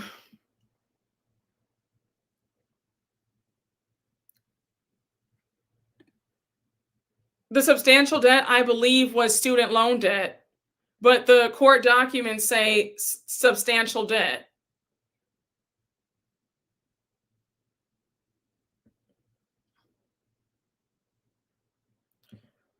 Child, this is a mess. This is a mess. I don't know what to say. I really don't. Mm. I'm speechless, y'all. I'm speechless. I really am. Again, prayers up for the kids. I'm sure more details are going to come out as the weeks go on. I feel like I'm going to probably be on here every day there's going to be a new story coming out. The court hearing is November 7th. We're going to see what happens November 7th. We'll be talking about that. I don't know where she goes from here. Y'all, again, I don't have the words. I just don't have the words. Mm.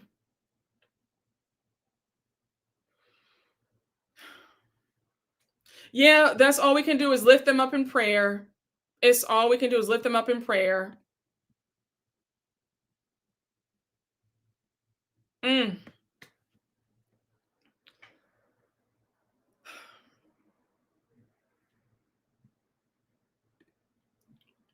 Brooke, you know I'm in graduate school now, and all these degrees don't mean anything if you can't repay them in your industry after. There was also no real need for her to get that many. Wow. Mm-mm-mm.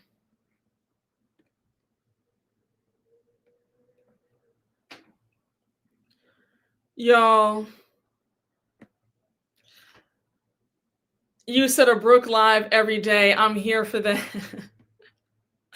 Oh my gosh. I mean, it might be that because it's like there's so much news and there's so much going on in the Bravo world. It's just sad. It's just sad. It's just really a sad day. I mean, you couldn't have told me Wendy would have never been on the list of doing something like this. I never in a million years would have had Wendy in, I never, I mean, you could have told me other housewives and I said, okay, I could see them doing this, but I could have never imagined Wendy doing this.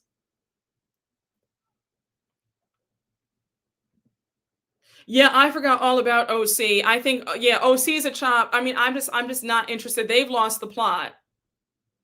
Yeah, honey, 2025 is not sleeping. Yeah, the news really took my breath away. You really don't know these folks. It's true. Mm.